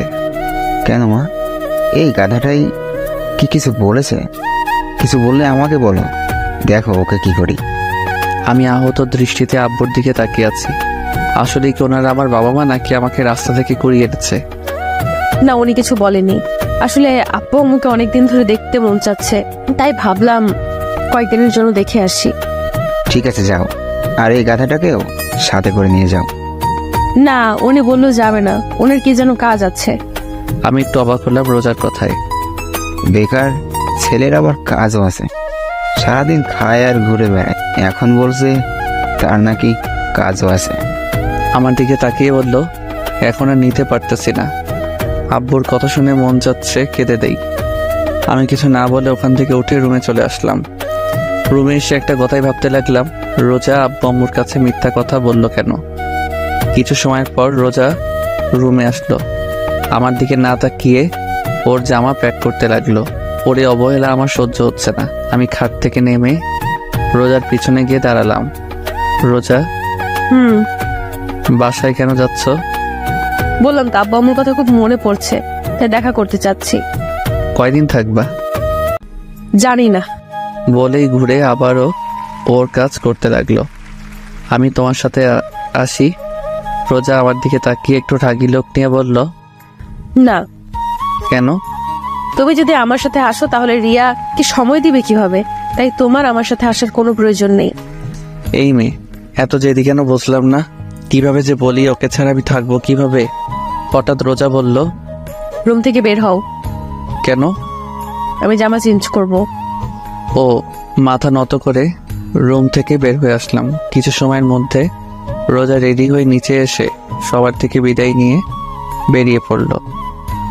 আব্বু ড্রাইভারকে বলে দিয়েছে রোজাকে পৌঁছে দিতে। রোজা চলে গেল, কিন্তু একবারও আমার দিকে তাকালো না। আমি রুমে এসে দরজা লাগিয়ে বেলকনিতে এসে দাঁড়িয়ে থাকলাম। রোজাকে ছাড়া কেমন যেন খালি খালি লাগছে। কোনোভাবে রাত পর্যন্ত সময় কাটালাম, কিন্তু এখন আর ভালো লাগছে না। মন চাচ্ছে রোজার সাথে কথা বলতে, কিন্তু কি বলবো তা ভেবে পাচ্ছি না। রাত 10টায় মাথায় একটা আইডিয়া আসলো। একটু ভয়ে ভয়ে রোজাকে কল দিলাম। একবার রিং হতে রিসিভ করলো, এমন মনে হচ্ছে মোবাইলের সামনে বসেছিল। হ্যালো। বলো, কেন কল দিয়েছো? এমন মনে হচ্ছে আমি আমার এক্সকে কল দিয়েছি। ডিনার করেছেন? এটা জানার জন্য কল দিয়েছো? না, মানে যা বলার জন্য কল দিয়েছিলাম তা ভুলে গিয়েছি।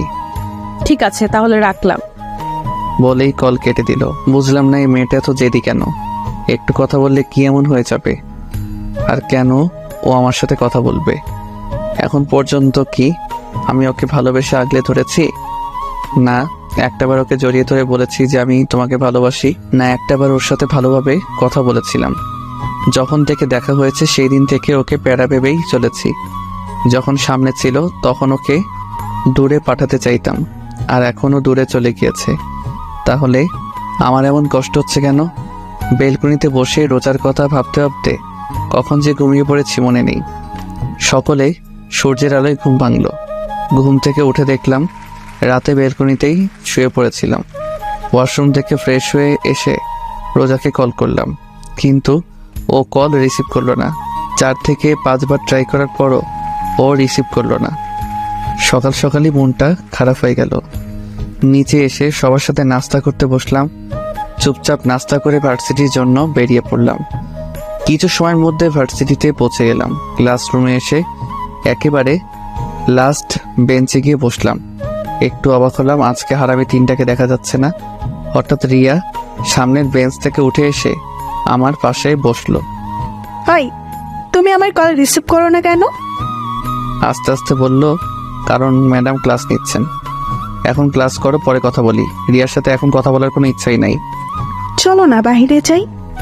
আমি রিয়ার কথার কোনো উত্তর দিলাম না, চুপচাপ ক্লাস করতে লাগলাম। ক্লাস শেষ করে বাইরে এসে দাঁড়িয়ে আছি। পকেট থেকে মোবাইলটা বের করে স্ক্রিনে না তাকিয়েই নাইমকে কল দিলাম। কল রিসিভ করতেই বলল, ওই, তোমাকে বলেছি না আমাকে কল করবে না? ওই শালা, তুই আমার সাথে ফাইজলামি করছিস? ভালোভাবে কথা বলার তুই কোথায় এখন?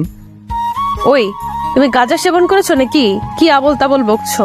কাকে কল দিয়েছো? স্ক্রিনে একবার তাকিয়ে দেখেছো? কাকে আবার কল করব? আমার বন্ধু নাইমকে কথা বলতে বলতে স্ক্রিনে তাকিয়ে দেখি আমি ভুলে রোজাকে কল দিয়ে ফেলেছি।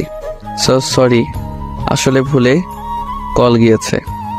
আমি জানি তুমি ভুলে কল দিয়েছো নাকি নিজ ইচ্ছায় কল দিয়েছো। আরে বললাম তো ভুলে কল চলে গিয়েছে। আর আপনি কথা এমন বাড়াচ্ছেন কেন? কি আমি কথা বেড়াচ্ছি? আরে তোর মতো ছেলেদেরকে আমার চিনা আছে। নিজ ইচ্ছায় কল দিয়ে বলে ভুলে চলে গিয়েছে। ঢং করছিস তুই আমার সাথে? দেখো, তুমি ভুল বুঝতেছো। তোমার সাথে কথা বলার আমার কোনো ইচ্ছাই নেই, আর আমার অনেক কাজ আছে। আর ভালোভাবে কথা বলো, তুই করে কিন্তু আমিও বলতে পারি। বাহ, বেকার ছেলের আবার কাজও আছে। কলটা কেটে দিলাম। প্রচুর রাগ উঠতেছে। যে কোনোভাবে এই বেকার নামের ট্যাগটা সরাতে হবে। রোজার বলা কথাগুলোই প্রচুর রাগ উঠতেছে। বললাম যে ভুলে কল চলে গিয়েছে, তা না শুনে তুইটাই শুরু করে দিয়েছে। রিয়া পিছন থেকে অনেকবার ডাকতেছিল, কিন্তু ওর সাথে কোনো কথা না বলে ক্যাম্পাস থেকে বের হয়ে আসলাম। এখন উদ্দেশ্য হচ্ছে চৌধুরী ইন্ডাস্ট্রিজ। কিছু সময়ের মধ্যে পৌঁছে গেলাম। কোম্পানির ভিতরে ঢুকে আব্বুর কেবিনের দিকে যাচ্ছি। হঠাৎ আব্বুর পিএ শামসুল হক, বয়স 47 হবে, সামনে এসে বলল, আরে বাবা, কেমন আছো? উনি আমার বড়, তাই স্যার ডাকতে মানা করেছি। তাই উনি আমাকে বাবা বলে ডাকেন। আঙ্কেল, আমি ভালো আছি, আপনি কেমন আছেন? আর আব্বু কি কেবিনে? আমিও ভালো আছি। আর বড় স্যার তো এখন একটা ইম্পর্টেন্ট মিটিংয়ে আসছেন। তুমি কেবিনে বসো, আমি বড় স্যারকে বলছি। আমি ওনার সাথে আর কোনো কথা না বলে মিটিং রুমের দিকে এগোচ্ছি। রুমের দরজা খুলে ভিতরে ঢুকে দেখলাম আব্বু আসলে অনেক ইম্পর্টেন্ট একটা মিটিং করছিল, কারণ অনেক লোক ছিল রুমে। সবাই আমার দিকে তাকিয়ে আছে। আব্বু, তোমার সাথে কথা ছিল। কেবিনে গিয়ে একটু ওয়েট করো, মিটিং শেষ পর্যায়ে। আব্বু, তোমার সাথে জরুরি কথা আছে। আব্বু একটু অবাক হলো, তারপর কিছু না বলে মিটিং রুম থেকে বের হয়ে তার কেবিনে আসলাম। আসতে আব্বু বলল, আপনার চরণ আমার কোম্পানিতে ফেলে। আমার কোম্পানিটা ধন্য হও। তুমি কি আমার সাথে মজা নিচ্ছ? আচ্ছা বলো, কি তোমার এমন জরুরি তলব যার জন্য মিটিং রুম থেকে নিয়ে আসলে? কিছুদিন আগে তুমি আমাকে যে অফারটা দিয়েছিলে সেটা কি এখনো আছে? কোনটার কথা বলতেছ? যেটা এখন তোমার মাথায় চলছে। আমার মাথায় এখন চলছে সেই 6 মাস আগের ঘটনা, যেটা তুমি অফিসের প্রথম দিনেই করেছিলে। 6 মাস আগে আমি কি এমন করেছিলাম? ফ্ল্যাশব্যাক। আমি, নেহা আর আব্বু আম্মু বসে সকালে নাস্তা করছিলাম। হঠাৎ আব্বু বলল, নীল, আমি খাওয়া বাদ দিয়ে আব্বুর দিকে তাকিয়ে আছি আর মনে মনে দোয়া করছি, কারণ আব্বু যতদিন আমাকে খাবার টেবিলে ডেকেছে কোনো না কোনো বাস আমি অবশ্যই পেয়েছি। হঠাৎ নেহা আমাকে হালকা ধাক্কা দিয়ে বলল, ওই ভাইয়া, কি ভাবছিস? বেশি কিছু না, আব্বু আমাকে কোন বাস দেবে সেটা পরিকল্পনা করতেছি। কি বললি? না, কিছু না। নীল, আজকে তুমি আমার সাথে অফিসে যাইবা। ও, শুধু আজকেই? এটা কোনো ব্যাপার না। আজকেই না, শুধু প্রত্যেকদিন যেতে হবে। মার্ডাল, আব্বু প্লিজ এই অত্যাচার আমার উপরে করো না। এক হলে আমার সাথে অফিসে চলো, আর না হলে আমার বন্ধুর মেয়েকে বিয়ে করো। বলেই আবার খাবার খেতে লাগলো। আমি তো তোমার সব বন্ধুদের চিনি, কিন্তু তাদের কারোর তো কোনো মেয়ে নেই, আর থাকলে তাদের বিয়ে হয়ে গিয়েছে। তুমি আমার এক বন্ধুকে এখন পর্যন্ত দেখোনি, কারণ ওরা এখানে থাকে না। এখন বলো, অত্যাচার সহ্য করবে নাকি বিয়ে করবে? আমি রাজি। কি, তুই বিয়ে করতে রাজি? আরে না, আমি আব্বুর সাথে অফিসে যেতে রাজি। কি আর করার, নাস্তা করে অফিসের জন্য রেডি হয়ে আব্বুর সাথে অফিসে আসতে হলো। অফিসে এসে আব্বু সবার সামনে একটা ঘোষণা করলো যে এখন থেকে এই কোম্পানির সব দায়িত্ব আমার উপর। প্যারা। আব্বু আমাকে আমার কেবিন দেখিয়ে দিল। কেবিনে গিয়ে বসতে না বসতেই দরজায় শামসুল হক নক করলো। স্যার, আসবো? আসেন। শামসুল হক ভিতরে আসতে আব্বু বলল, শামসুল সাহেব, আজ থেকে আপনি আমার ছেলের পিএ। ওকে সবকিছু ভালোভাবে বুঝিয়ে দিবেন। ঠিক আছে স্যার। আব্বু, তুমি কি এখন কোথাও যাবে নাকি? বাসায় যাচ্ছি তোমার আম্মুকে সময় দিতে। আর আমি? তুমি আমার কোম্পানিটা সময় দাও। 3টা ঘন্টা শামসুল হক মানে আমার পিএ আমার মাথা খাইলো। তারপর আমাকে সব বুঝিয়ে দিয়ে উনি চলে গেলেন। আর আমি এই সুযোগে আব্বুকে একটা মেসেজ করে অফিস থেকে পালিয়ে গেলাম। 2 দিন পর্যন্ত বাসায় না এসে হোটেলে থাকলাম, কারণ আম্মু বলেছিল আব্বু নাকি রেগে আছে। তাই আব্বু রাগ কমার পরই বাসায় আসলাম। ভেবেছিলাম আব্বু হয়তো বিয়ের কথাটা ভুলে গিয়েছে, কিন্তু কিছুদিন আগে আব্বুর কথা মতো আমার বিয়ে করিয়ে দিল তার বন্ধুর মেয়ের সাথে। বর্তমানে এখন খেয়াল হয়েছে আপনার? আপনি কি করছিলেন? ও, ওটা তো ভুলে হয়ে গিয়েছিল। এখন আমি আর সেই ভুল করার আর সুযোগ দিতে চাই না। আব্বু প্লিজ, এখন আমি ভালো হয়ে গিয়েছি, ভালোভাবে সব দায়িত্ব পালন করব। আর ওদিনের জন্য সরি। একবার ভেবে দেখো, এটা কিন্তু অনেক বড় দায়িত্ব। এই বেকার নামের ট্যাগটা সরাতে আমি সব করতে রাজি। ঠিক আছে, তাহলে আমি মিটিংটা শেষ করে শামসুল সাহেবকে তোমার কথা বলে বাসায় চলে যাচ্ছি। ঠিক আছে। আব্বু চলে গেল। কিছু সময় পর শামসুল হক এসে আমাকে আগের মতো সবকিছু বুঝিয়ে দিতে লাগলো। সন্ধ্যা অফিস থেকে বের হলাম। আজকের দিনটা কেমন যেন লাগছে। আজকে থেকে আর কেউ আমাকে বেকার বলবে না, এটা ভেবে এক অন্যরকম ভালো লাগা কাজ করছে। রিকশায় করে বাসায় আসলাম। বাসায় আসতেই কারোর সাথে কোনো কথা না বলে দিলাম এক ঘুম। রাত 10টায় ঘুম থেকে উঠলাম, ফ্রেশ হয়ে নিচে আসলাম। আব্বু আম্মু নেহা কি নিয়ে যেন হাসাহাসি করছিল, কিন্তু আমাকে দেখতেই সবাই চুপ হয়ে গেল। আম্মু উঠে আমার কাছে এসে বলল, বাহ, আমার ছেলেটা এখন বেকার নয়, এত বড় হয়ে গিয়েছে আর আমি বুঝতেই পারলাম না। আম্মু কথাটা বলতেই সবাই আবার হাসতে শুরু করলো। আমার সাথে কি তোমরা মজা নিচ্ছ? হুম। এভাবে এক সপ্তাহ পর আজকে আর অফিসে যেতে মন চাচ্ছে না, কারণ কাল সারা রাত রোজার কথা ভাবতে ভাবতে না ঘুমিয়ে কাটিয়ে দিয়েছি।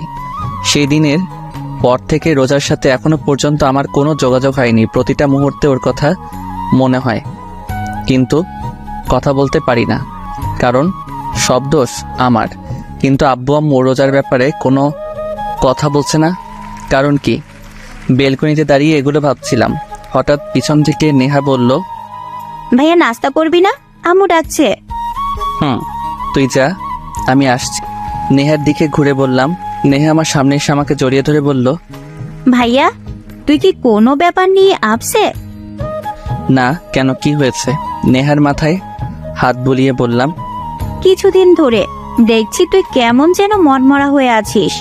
তুই যদি আমার সেদিনের কথার জন্য কষ্ট পেয়ে থাকিস, তাহলে আমাকে মাফ করে দে। ওরে আমার পাগলি বোন রে, আমি কি একবারও বলেছি আমি কোনো ব্যাপার নিয়ে আপসেট? পাগলি, এত বেশি বুঝিস কেন? সত্যি তো তুই কোনো ব্যাপার নিয়ে আপসেট না? না। তাহলে একটা কথা বলি। এতক্ষণ যাবত তো বকবক করেই যাচ্ছিস, এখন একটা কথা বলতে আবার পারমিশন লাগে? আয় না, আজকে বিকেলে কোথাও ঘুরতে যাই। আমি নেহার কথা শুনেও না শোনার ভান করে দৌড়ে রুম থেকে বের হয়ে নিচে চলে আসলাম। আর নেহা আমার পিছন পিছন দৌড়ে চলে আসলো। আব্বু আগেই অফিসে চলে গিয়েছে, তাই আমি, আম্মু আর নেহা একসাথে নাস্তা করছি। নেহা বকবক করেই যাচ্ছে। আম্মু, ওকে কিছু বলো না প্লিজ। আম্মু, ওকে বলো না আমাকে ঘুরতে নিয়ে যেতে। আমাকে তোদের ভাই বোনের ঝগড়ায় জড়াইয়া দিবি না, তোদেরটা তোরাই সমাধান কর। তুই আমার সাথে যাবি কেন? তোর বয়ফ্রেন্ডের সাথে যা। শোন, আমার কোনো বয়ফ্রেন্ড নেই, আর বিয়ের আগে রিলেশন করা হারাম। আর বিয়ের পর আমার স্বামীর সাথে ঘুরবো, তোকে বলবো না। এখন বল, নিয়ে যাবি নাকি? নেহার কথাটা শুনতেই রোজার কথা মনে পড়ে গেল। ও পাগলি মেয়েটাও তো আমাকে প্রত্যেক দিন এই একই কথাই বলতো, কিন্তু আমি তখন ওর কথার কোনো মূল্য দিতাম না। ওই ভাইয়া, কি ভাবছিস? বল না, নিয়ে যাবি নাকি? আচ্ছা ঠিক আছে, নিয়ে যাব। এখন আমার মাথা না খেয়ে খাবার খা। বিকেলে আসর নামাজ আদায় করে বাড়িতে আসলাম। তারপর নেহাকে নিয়ে ঘুরতে বের হলাম। নেহার সাথে ঘুরতে ঘুরতে রাত 8টা বেজে গেল। হঠাৎ নেহা বলল, ভাইয়া, অনেক ক্ষুধা লেগেছে, রেস্টুরেন্টে চল। ঠিক আছে চল। নেহাকে নিয়ে একটা রেস্টুরেন্টে আসলাম। রেস্টুরেন্টে গিয়ে এক টেবিলের দিকে আমার চোখ আটকে গেল, কারণ রিয়া একটা ছেলের সাথে বসে আছে। আমি নেহাকে নিয়ে অন্য পাশ দিয়ে ঘুরে এসে রিয়াদের পিছনে টেবিলে বসলাম। এখান থেকে ওদের কথা স্পষ্ট শোনা যাচ্ছে। আমি নেহাকে বললাম খাবার অর্ডার করতে। হঠাৎ রিয়া যা বলল তার জন্য মোটেও প্রস্তুত ছিলাম না, কারণ পাশের ছেলেটাকে বলল, আবির, তুমি আমাকে কবে বিয়ে করবে? দেখো রিয়া, আমাকে আর কিছুদিন সময় দাও, আমি এখন একটু টেনশনে আছি। দেখো আবির, আমাকে ধোকা দিও না, কারণ আমার পেটে আমাদের দুজনের সন্তান আছে। প্লিজ যা করার তাড়াতাড়ি করো। রিয়ার কথা শুনে আমার মাথায় বাজ পড়ল। এই মেয়ের জন্য আমি রোজাকে এখন পর্যন্ত আমার বউ হিসেবে গণ্য করলাম না। ওর জন্য রোজাকে এত ভালোবাসার পরেও ওকে বলতে পারলাম না যে আমি তোমাকে ভালোবাসি রোজা। মনটা চাচ্ছে এই মেয়েকে কষে কয়টা থাপ্পড় দেই। তারপরেও রাগটাকে চেপে রাখলাম শুধু নেহার জন্য। তারপর খাবার অর্ডার করলাম, আর আমার পেট রিয়ার কথা শুনে বড় হয়ে গিয়েছে। কিছু সময় পর নেহাকে নিয়ে বাসায় চলে আসলাম। বাসায় আসতেই সোজা আমার রুমে চলে আসলাম। মাথা প্রচুর গরম হয়ে আছে। রাগ কমাতে না পেরে সোজা ওয়াশরুমে চলে এসে শাওয়ার ছেড়ে ভিজতে লাগলাম। আধা ঘন্টা যাবৎ ভিজার পরেও মাথা ঠান্ডা হচ্ছে না। আর রাগ কন্ট্রোল করতে না পেরে সোজা দেয়ালে 4-5টা ঘুষি মারলাম। হাতের প্রচণ্ড ব্যথায় মাথা কিছুটা ঠান্ডা হয়েছে। ঘন্টাখানেক ভিজার পরে ওয়াশরুম থেকে বের হয়ে আসলাম। বাম হাতটা প্রচণ্ড ব্যথা করছে, কিন্তু মনের কষ্টের কাছে এই হাতের ব্যথা কিছুই না। হঠাৎ মনে হলো আমি তো পকেট থেকে মোবাইল, মানিব্যাগ কিছুই বের করিনি। মাথাটা আবার নষ্ট হয়ে গেল। প্রচুর জিদ নিয়ে পকেট থেকে মোবাইলটা বের করলাম। মোবাইলটা হাতে নিয়ে দেখি একেবারে ভিজে গিয়েছে। মনে আল্লাহর নাম নিতে নিতে পাওয়ার বাটনে ক্লিক করতে দেখলাম মোবাইলে এখনো পর্যন্ত বেঁচে আছে। মানে মোবাইলে ওয়াটারপ্রুফ ছিল, তাই কিছু হয়নি। জামা কাপড় চেঞ্জ করে মোবাইলটা হাতে নিয়ে রোজাকে কল করলাম, কিন্তু আমার যে সুন্দর ভাগ্য, মন চাচ্ছে মোবাইলটাকে সুন্দরভাবে শরীরের প্রচণ্ড শক্তি দিয়ে ফ্লোরে এমনভাবে ছুঁড়ে মারি যেন শালাই টুকরো টুকরো হয়ে যায়। কিন্তু কি করবো, এটা রোজার দেয়া প্রথম গিফট। এত বড় কোম্পানির মালিক, অথচ আমার মোবাইলে ব্যালেন্স শেষ। এক বালতি কষ্ট নিয়ে নেহার রুমে আসলাম। নেহা, তোর মোবাইলটা একটু দে তো। কেন? একটু দরকার আছে। নেহা আর কোনো কথা না বলে মোবাইলটা আমার দিকে বাড়িয়ে দিল। রোজার নাম্বারে 5-6 বার কল করলাম, কিন্তু ওর মোবাইল বন্ধ বলছে। শেষমেশ আর কোনো উপায় না পেয়ে আব্বু আম্মুর রুমে চলে এলাম। আম্মু, আসবো? আমি বলেছি না আমাদের রুমে আসতে পারমিশন নেওয়ার প্রয়োজন নেই। আচ্ছা, সরি। তো নবজাদা কি বলার জন্য আমাদের কাছে এসেছেন? আব্বু, আমি কালকে রোজাদের বাসায় যেতে চাই।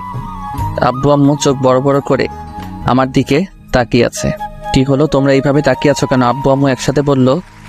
না, কিছু না। ঠিক আছে। একটা প্রবলেম আছে। কি প্রবলেম? আমি তো রোজাদের বাসা চিনি না। ও ঠিক আছে, আমি তোমাকে অ্যাড্রেস সেন্ড করে দিব। ঠিক আছে। আব্বু আম্মু রুম থেকে বের হয়ে রুমে চলে আসলাম।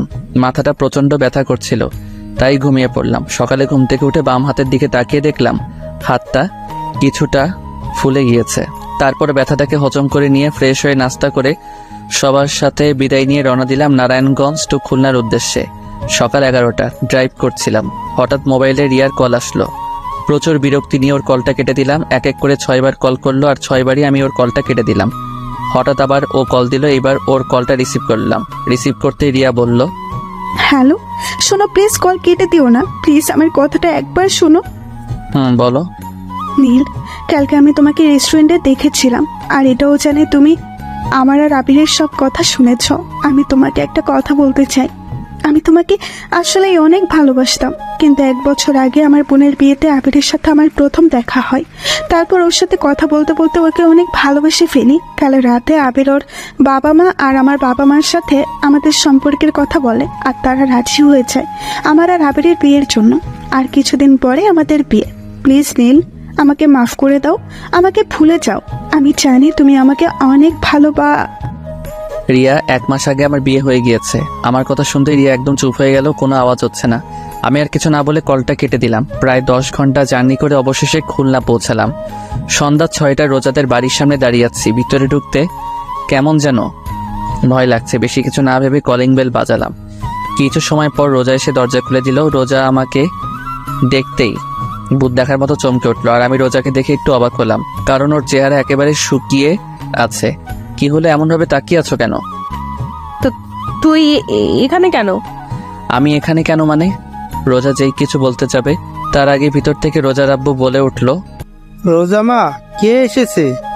রোজা কিছু বলতে যাবে তার আগে আমি রোজাকে পাশ কাটিয়ে ভিতরে চলে আসলাম, কারণ রোজা হয়তো এই জন্মে আমাকে বাসায় ভিতরে ঢুকতে দিবে না। রোজা আমার পিছন পিছন আসছে আর আমার 14 গোষ্ঠী উদ্ধার করছে। হলরুমে এসে দেখলাম রোজার আব্বু আম্মু সোফায় বসে আছে। রোজার বাবা আমাকে দেখতেই বলল, আরে বাবা নীল, কেমন আছো? আসসালামু আলাইকুম আঙ্কেল আন্টি, আমি ভালো আছি। আপনারা কেমন আছেন? ওয়ালাইকুম সালাম, আমরা ভালো আছি। তো আমার মেয়েটাকে এতদিন আগে পাঠিয়ে দিয়ে তুমি এত লেট করে আসলে কেন? সরি আন্টি, আসলে একটু কাজ ছিল, তাই আসতে একটু দেরি হয়ে গিয়েছে। আরে ছেলেটা মাত্র আসলো, ওকে একটু রেস্ট করতে দাও। ঠিক আছে রোজা মা, যা নীলকে রুমে নিয়ে যা। রোজা আমার পিছনে দাঁড়িয়েছিল। পিছনে ঘুরে রোজার দিকে তাকিয়ে আমি ভয় পেয়ে গেলাম, কারণ ও ভুরু কুচকিয়ে আমার দিকে তাকিয়ে আছে। ওর আম্মুর কথা শুনতে আমার কাছে এসে রাগী লোক নিয়ে বলল, ঠিক আছে আম্মু, আমার পেছন পেছন আসেন। রোজা সামনে সামনে হাঁটতে লাগলো, আর আমি ওর পিছন পিছন আল্লাহর নাম নিয়ে হাঁটতে লাগলাম। না জানি এই মেয়ে আমার কি অবস্থা করে। যেই লোক নিয়ে তাকিয়েছিল না জানি কি হয়। কিছু সময় পর রোজা একটা রুমের ভিতর ঢুকলো। আমি রুমের ভিতরে ঢুকতেই রোজা আমাকে ধাক্কা মেরে ফ্লোরে ফেলে দিল। ও মাগো, চিৎকার করতেও দিল না, তার আগেই ও আমার মুখ চেপে ধরে বলতে লাগলো, চুপ, একদম চুপ, চিৎকার দিবি না, চিৎকার করলে একেবারে মেরে ফেলবো। একেবারে রেগে গিয়ে ওর চোখ লাল বর্ণ ধারণ করেছে। আর এই দিকে আমার অবস্থা গলাকাটা মুরগির মতো। ফ্লোরে পড়ার সময় আমার বাম হাত কোমরের নিচে ছিল, আর ফ্লোরে পড়তে অবস্থা টাইট। হঠাৎ রোজা খেয়াল করলো আমার চোখ দিয়ে পানি পড়ছে। তারপরেও আমাকে না ছেড়ে আমার বুকের উপর বসে দুহাত দিয়ে আমার গলা টিপে ধরলো। আমি না পারতেছি বলতে আর না পারতেছি সহ্য করতে। হঠাৎ রোজা বলতে লাগলো, তুই এখানে কেন এসেছিস? তোর সাথে আমার আর কোনো সম্পর্ক নেই। তুই এক্ষুনি এই বাসা থেকে বের হয়ে যাবি, না হলে তোকে একেবারে মেরে ফেলবো। যা তোর প্রেমিকার কাছে যা, এখানে এসেছিস কেন? কথাগুলো বলতে বলতে রোজা নিজেই কেঁদে ফেললো। রোজার অবস্থা দেখে বুঝতে পারলাম ও প্রচুর অভিমান করেছে, সাথে রেগেও আছে। ও এখন পর্যন্ত আমার গলায় টিপ দিয়ে রাখছে। এখন আমার দম প্রায় বন্ধ হয়ে আসছে। হঠাৎ রোজা আমাকে ছেড়ে দিয়ে আমার উপর থেকে উঠে বেলকনিতে চলে গেল। হয়তো ও ওর চোখের পানি লুকানোর চেষ্টা করছে। রোজা আমাকে ছাড়তে আমি গলা ধরে কাশতে লাগলাম, আর হাতের ব্যথা বলার মতো না। কিছু সময় পর আমি উঠে বেলকনির দিকে আসলাম। বেলকনিতে আসতে দেখলাম ও ফ্লোরে বসে কান্না করছে। আমি রোজার কাঁধে হাত রাখতেই ও কিছুটা কেঁপে উঠল। সরি, জানি একটা সরিতে তো আর সবকিছু ঠিক হয়ে যাবে না, তারপরে বললাম, তোর শরীর খেতায় আগুন, হাত সরা আমার শরীর থেকে। রোজা উঠে ওর রুম থেকে বাইরে চলে গেল। বুঝতে পারলাম ও প্রচুর পরিমাণে অভিমান করে আছে। এত সহজে ওর এই অভিমান ভাঙা সম্ভব না। আমি বেলকনিটা না থেকে রুমে আসলাম। এতক্ষণ যাবৎ আমি রোজার রুমে ভালোভাবে তাকাইনি। রোজার রুমটা দেখে বেশ অবাক হলাম। ওর রুমটা পুরো গুছানো, সবকিছু সুন্দর করে সাজানো হয়েছে। কিন্তু আমার অবাক হওয়ার কারণ এটা না। আমার অবাক হওয়ার কারণ হচ্ছে বাম পাশের পুরো দেয়ালে রোজার আর একটা মেয়ের ছবি লাগানো। মেয়েটা রোজার থেকে কিছুটা বেশি সুন্দর আর মায়াবীও।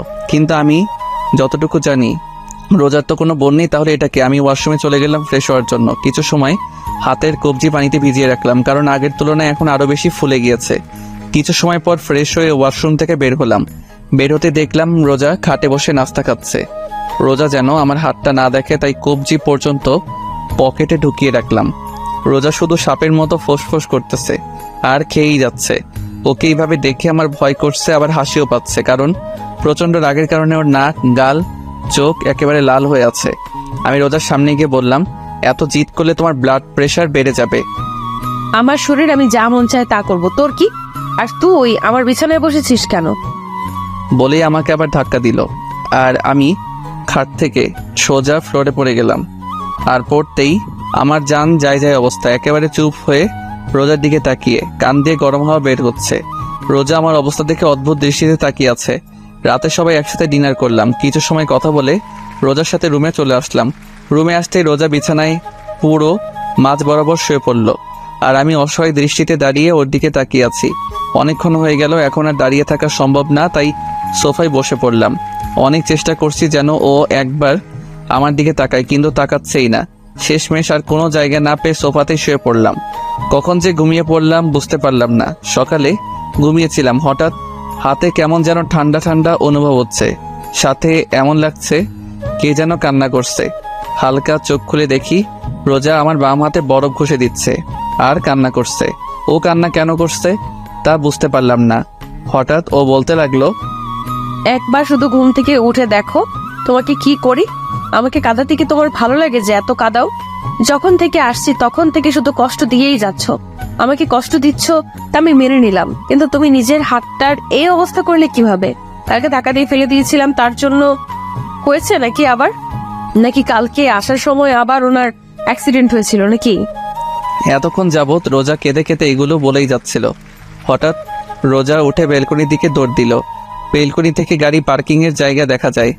আমার জানা মতে ও আমার গাড়ি দেখতে বেলকনিতে গিয়েছে, যে আসলে আমার অ্যাক্সিডেন্ট হয়েছিল নাকি। কিছু সময় পর আবার এসে হাতে বরফ ঘষে দিতে লাগলো। রোজার কাণ্ড কারখানা দেখে আমার প্রচণ্ড হাসি পাচ্ছে, কিন্তু হাসতে পারছি না। ও যেই থ্রেড দিয়েছে আমি চোখ হালকা খুলে রেখেছিলাম। হঠাৎ রোজা আমার চোখের দিকে তাকালো, আর আমি সাথে সাথে চোখ বন্ধ করে ফেললাম। আমি মনে মনে ভাবছিলাম হয়তো দেখে ফেলেছে আমি জেগে আছি। হঠাৎ রোজা বলতে লাগলো, বুঝলাম না, এত ঠান্ডা বরফ তার হাতের মধ্যে লাগিয়ে রেখেছি, কিন্তু ঘুম ভাঙার নাম নিশানা নেই। সোফায় শুয়ে মরে গেল নাকি আবার? হঠাৎ আমার গলায় রোজার হাতের স্পর্শ পেলাম।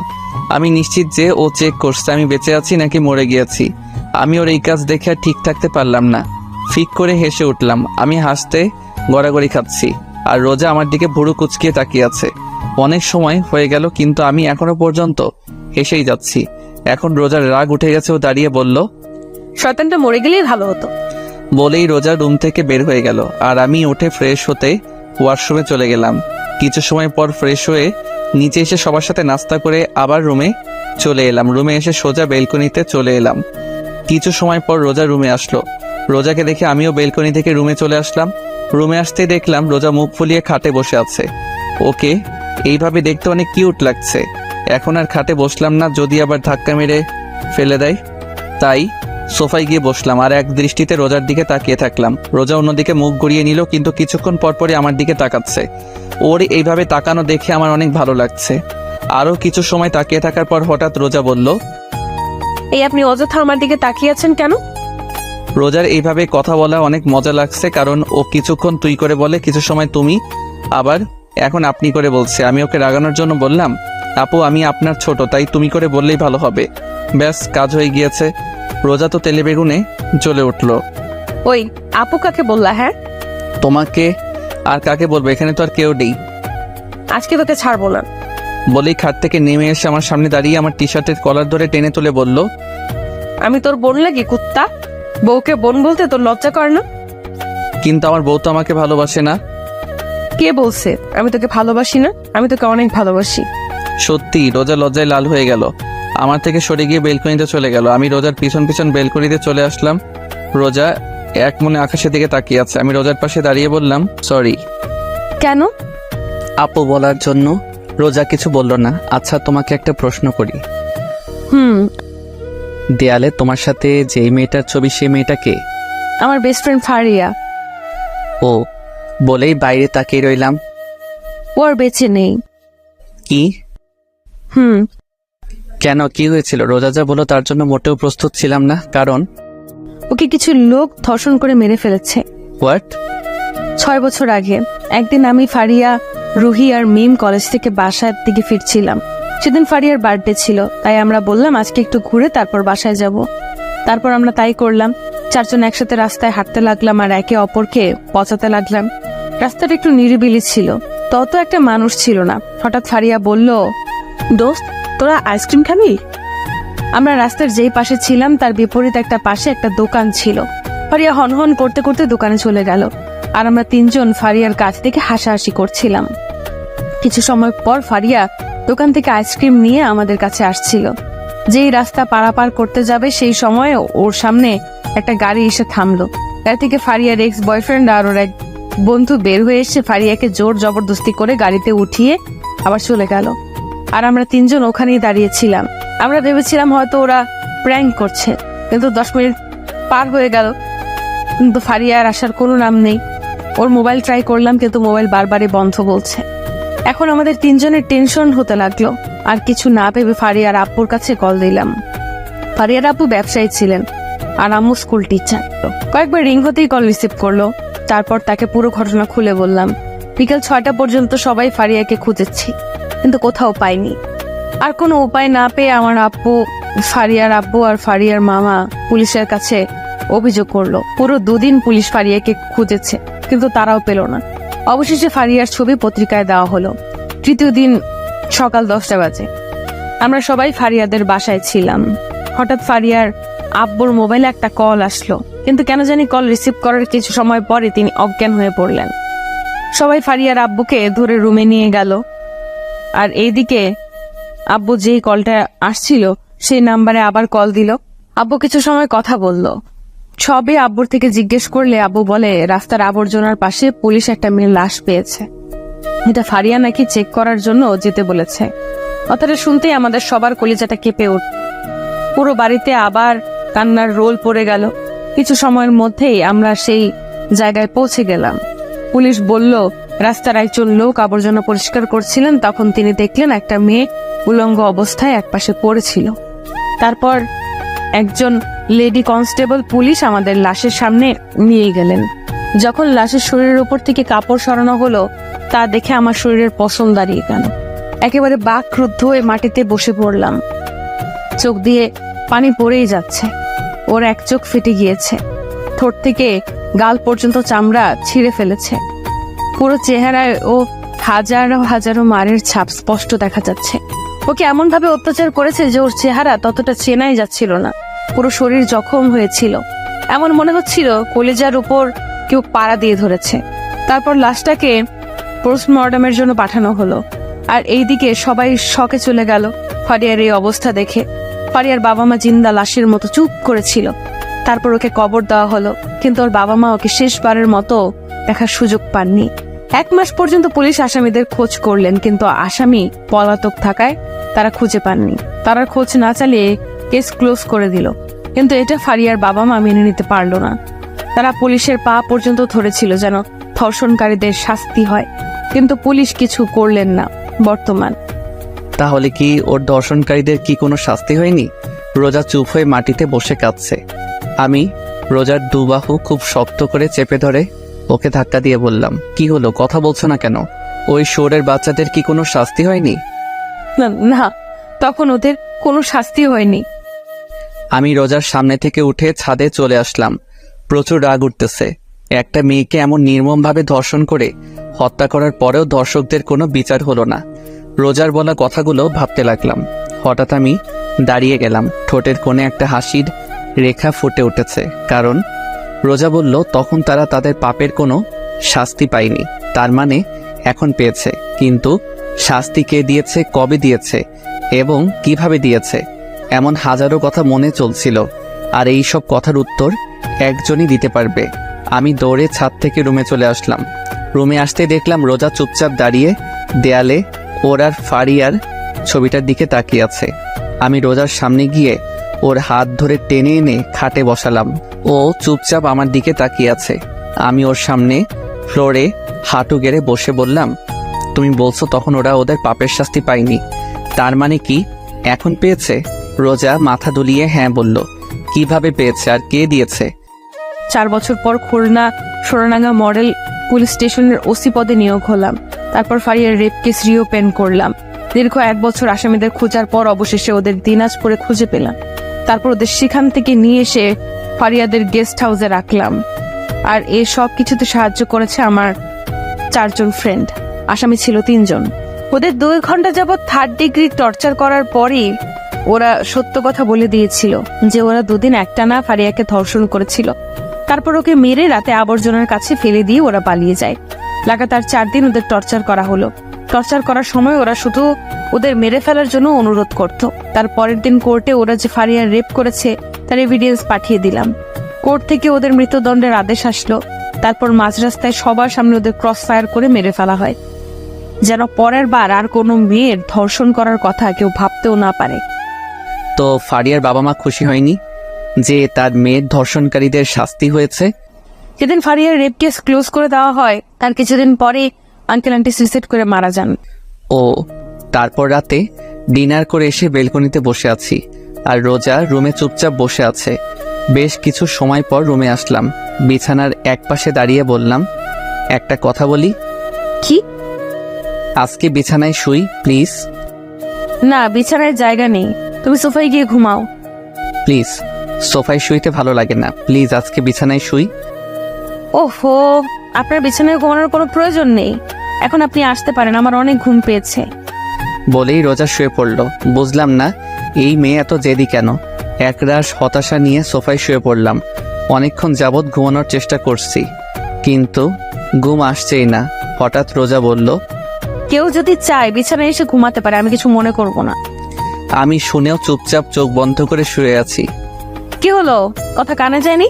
বললাম কেউ যদি চায় বিছানায় এসে ঘুমাতে পারে। এইবার গলার আওয়াজটা শুনে মনে হচ্ছে ও হালকা রেগে গেছে। তারপরেও আমি চুপ করে রইলাম। হঠাৎ এমন মনে হলো কেউ আমার সামনে সাপের মতো ফোঁসফোঁস করছে। এক চোখ খুলে দেখি রোজা আমার সামনে দাঁড়িয়ে ফোঁসফোঁস করছে। আমি ভয়ে চোখ বন্ধ করে রাখলাম। কি হলো, আপনি কি শোনেননি? আপনাকে বিছানায় গিয়ে ঘুমানোর জন্য বললাম। আপনি কি আমাকে বলছেন? আপনাকে ছাড়া এই রুমে কি অন্য কেউ আছে? সরি আপু, আমি এখানেই ঠিক আছি। আমার অনেক ঘুম পাচ্ছে, আপনি এখন আসতে পারেন। এই আপু কাকে বললা? হ্যাঁ, আপনাকে ছাড়া এই রুমে কি অন্য কেউ আছে? রোজা আমার গলায় টিপ দিয়ে বলল। তোমাকে আমি একেবারে মেরে ফেলবো আর একবার আমাকে আপু বললে। তো আপনাকে আমি কি বলবো? বউয়ের বাইরে যদি অন্য কিছু বলিস তাহলে তোকে মেরেই ফেলবো। কথাটা বলতেই রোজার রাগ এক মুহূর্তে লজ্জায় পরিণত হয়ে গেল, কারণ ও আমার বুকের উপর বসেছিল। সেকেন্ড মধ্যে আমার বুক থেকে নেমে গেল। বিছানায় গিয়ে ইন্ডিয়ার পাকিস্তানের বর্ডার বানিয়ে শুয়ে পড়ল। আমার দিকে আর একবারও তাকাইনি। আমি সোফা থেকে নেমে রোজার পাশে গিয়ে শুয়ে পড়লাম। আজকে প্রথমবার রোজা আমার আর ওর মাঝে বালিশ রেখেছে। কি আর করার, ঘুমিয়ে পড়লাম। সকালে বুকের উপর কিছু একটা অনুভব করছি। চোখ খুলে দেখি রোজা আগের মতো আমার বুকের উপর মাথা রেখে শুয়ে আছে। ওর চেহারার ওপর থেকে চুলগুলো সরিয়ে দিলাম। খুব মায়াবী লাগছে ওর চেহারার। আজকে অনেকদিন পর ও আবার আমার বুকের উপর মাথা রেখেছে। মন চাচ্ছে ওকে খুব শক্ত করে জড়িয়ে ধরতে। ঘড়ির দিকে তাকিয়ে দেখি মাত্র 6টা বাজে। বেশি কিছু না ভেবে রোজাকে শক্ত করে জড়িয়ে ধরলাম। জড়িয়ে ধরতেই রোজা বলল, কি মেরে ফেলার প্ল্যান আছে নাকি? তুমি জেগেছিলে? আর এত শক্ত করে কেউ কাউকে জড়িয়ে ধরে? মরে যাব তো। আমার বউ, আমি যা মনে চাই তা করব, আপনার কি? আমার বউ মানে? কাল রাতে না বললেন বউ বলতে, তাই বললাম। তার মানে তুই আমার কথাই বলেছিস? আমি ভেবেছিলাম তুই আমাকে ভালোবেসে বলেছিস। কুত্তা ছাড় আমাকে, আমার শরীরে টাচ করবি না। আমি তো রিয়াকে ভালোবাসি, আপনাকে ভালোবাসতে যাব কেন? রোজা উঠে ওয়াশরুমে চলে গেল। কিছু সময় পর ওয়াশরুম থেকে কান্নার আওয়াজ আসতে লাগলো। যেটা ভেবেছিলাম সেটিই হয়েছে। আচ্ছা, এই মাইয়ার কি কমন সেন্স নেই? আমি যদি রিয়াকে ভালোবাসতাম তাহলে এখন রিয়ার সাথে থাকতাম। আমি এখানে ওর সাথে কেন থাকতাম? এখন কাঁদতে কাঁদতে বাড়িঘর ভাসিয়ে ফেলবে। সবাই একসাথে বসে নাস্তা করছিলাম। হঠাৎ আমি বললাম, আঙ্কেল একটা কথা বলার ছিল। বাবা বলো, কি বলবা? আঙ্কেল, বাসা থেকে কল আসছিল, অফিসে নাকি একটু সমস্যা হয়েছে, তাই আজকেই বাসার উদ্দেশ্যে রওনা দিতে হবে। আমার কথা শুনতেই রোজা চোখ বড় বড় করে আমার দিকে তাকিয়ে আছে। এই কি বাবা, কিছুদিন হলো এলে আর এখনই চলে যেতে চাচ্ছ? না মানে আন্টি, অনেকদিন হলো আসছি, অনেক কাজ পড়ে আছে। আবার রোজার ও তো অনেকদিন হলো চাকরি থেকে ছুটি নিয়েছে। তা ঠিক আছে, তাই বলে আজকে চলে যেতে হবে? জি আঙ্কেল। আচ্ছা ঠিক আছে। সবার সাথে নাস্তা শেষ করে রুমে আসলাম। রোজা আমার পিছে পিছে রুমে আসতেই দরজা লাগিয়ে দিয়ে বলল, এই তুমি নিচে আব্বুকে কি বললা? কেন, তুমি শোনোনি? শুনছি তো। আর আমি তোমার সাথে কোথাও যাব না। কোথাও যাবে না মানে? সবসময় কি বাপের বাড়িতে থাকবে নাকি? তাহলে আমি কই থাকবো? আপনার বিয়ে হয়েছে, আপনি কি ভুলে গিয়েছেন? আমার বিয়ে হয়েছে, তাহলে আমার স্বামীকে? ওর এই অদ্ভুত প্রশ্ন শুনে মন চাচ্ছে নিজের হাত দিয়ে নিজের মাথার চুল ছিঁড়ে ফেলি। আমি কে? মানুষ। দেখো, আমার সাথে মজা করা বন্ধ করো প্লিজ। আর দেরি হয়ে যাচ্ছে, তাড়াতাড়ি জামা কাপড় গুছিয়ে নাও। আচ্ছা, মজা করা বাদ দিলাম, কিন্তু একটা কথার জবাব চাই। কি? তুমি কি আমাকে ভালোবাসো? সত্যি করে বলবো?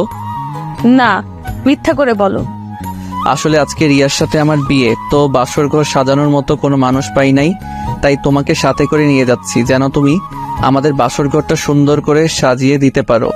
ওর সাথে মজা করে বললাম, কিন্তু এখন দেখি এই মাইয়া তেলে বেগুনে জ্বলে উঠছে। কি বললি? আরেকবার বলতো। দেখ আজকে তোর অবস্থা আমি কি করি। রোজা আমাকে ধাক্কা মেরে খাটের উপর ফেলে দিয়ে বুকের উপর বসে শুরু করলো এলোপাতারি। কুত্তা, লাল বান্দর, ব্যাং, শয়তান, আর বলবি ওই ডাইনির নাম?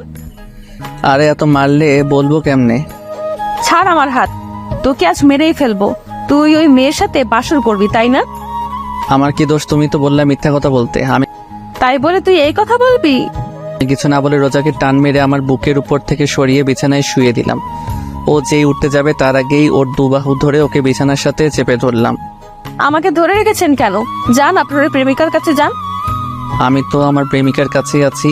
রোজার মুখের একেবারে সামনে মুখ নিয়ে বললাম। মানে? আরে গাদিমাইয়া, আমি তোমাকে ভালোবাসি, অনেক অনেক ভালোবাসি, নিজের জীবন থেকে বেশি ভালোবাসি। রোজার কপালে চুমু এঁকে দিয়ে বললাম। কচু বাসো, আজ পর্যন্ত তো একদিনও বললে না ভালোবাসি। সরি সোনা, প্লিজ রাগ করো না। তোমাকে অনেকদিন বলার চেষ্টা করছি কিন্তু কোনোদিন বলতে পারিনি। আমি তোমাকে আসলে অনেক ভালোবাসি।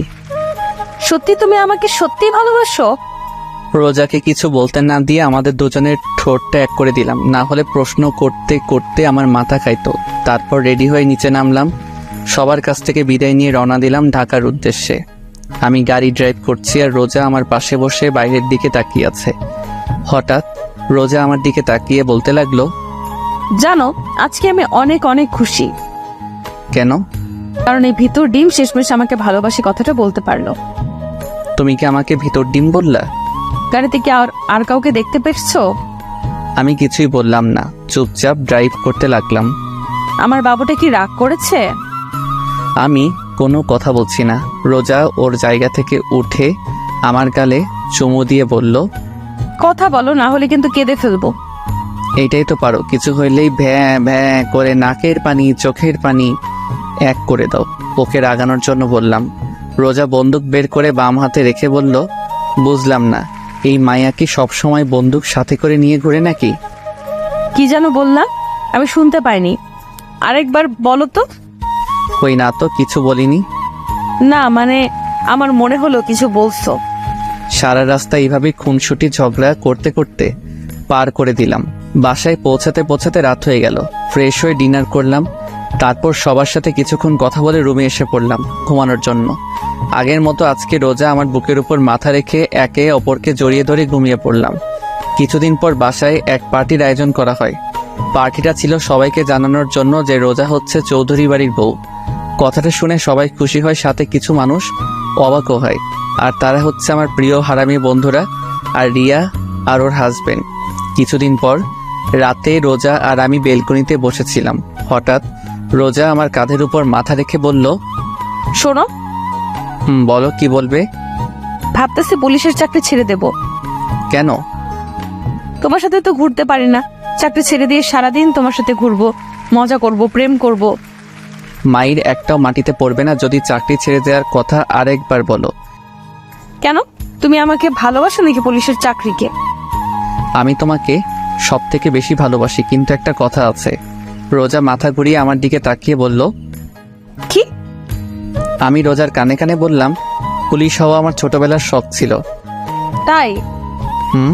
এইভাবে চলছিল আমাদের সংসার। 7 বছর পরে আজকে অফিস থেকে একটু তাড়াতাড়ি আসলাম। বাসায় আসতেই আমার মেয়ে দাদির কোল থেকে নেমে আব্বু আব্বু বলতে বলতে আমার উপর ঝাঁপিয়ে পড়ল। রোজা একটা প্রিন্সেস জন্ম দিয়েছে। কোলে তুলে গালে চুমু দিয়ে বললাম, আমার প্রিন্সেসটা আজকে সারাদিন কি কি করেছে। কথা বলে, আগে আমার চকলেট দাও। আমি পকেট থেকে একটা চকলেট বের করে নীলার হাতে দিলাম। আমার মেয়ে চকলেট পেয়ে আমার পুরো চেহারা আদর করে বলে দিল, পুরো রোজার মতো হয়েছে। আমি নীলাকে নিয়ে রুমে এসে ওকে খাটে বসিয়ে বললাম, আম্মু তুমি বসে চকলেট খাও, আমি একটু ফ্রেশ হয়ে আসি। ঠিক আছে। নীলাকে খাটে বসিয়ে ফ্রেশ হতে গেলাম। অল্প কিছু সময়ের মধ্যে ফ্রেশ হয়ে ওয়াশরুম থেকে বের হয়ে এসে দেখি নীলা চকলেট খেতে খেতে 2 গালে মেখে ফেলেছে।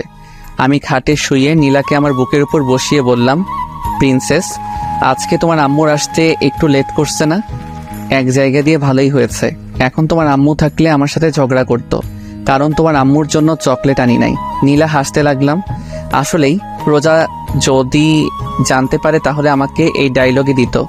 দুজনেই হাসতে লাগলাম। হঠাৎ সাপের মতো ফোঁসফোঁস আওয়াজ হতে লাগলো। আমরা দুজনে হাসি বন্ধ করে দরজার দিকে তাকিয়ে দেখি রোজা দাঁড়িয়ে আছে আর সাপের মতো ফোঁসফোঁস করছে। নীলা চুপচাপ আমার কোল থেকে নেমে রোজার কাছে গেল। রোজা ওকে কোলে তুলে নিয়ে ওর গালে চুমু দিয়ে বলল, আম্মু তোমার আব্বু কি আমার ব্যাপারে নিয়ে কথা বলছিল? নীলা মাথা দুলিয়ে হ্যাঁ বলল। আচ্ছা ঠিক আছে, তুমি নিচে দাদুর সাথে খেলা করো, যাও। নীলা কোল থেকে নেমে আমার দিকে তাকিয়ে একটা হাসি দিয়ে দৌড়ে রুম থেকে বের হয়ে গেল। রোজা দরজা লাগিয়ে আমার সামনে এসে বলল, কি বলছিল আমার নামে?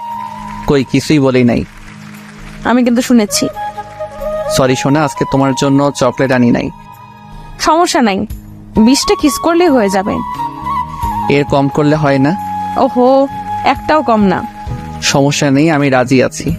রোজাকে কোলে তুলে বিছানায় শুয়ে দিয়ে ওকে আদর করতে করতে হারিয়ে গেলাম ভালোবাসার মায়াজালে। হাই বন্ধুরা, গল্পটা কেমন লাগলো অবশ্যই কমেন্ট করে জানাবেন। আর যারা এখনো প্রেমের তাজমহল ফেসবুক পেজটি ফলো করেননি তারা অবশ্যই ফলো দিয়ে সাথে থাকবেন। ধন্যবাদ সবাইকে।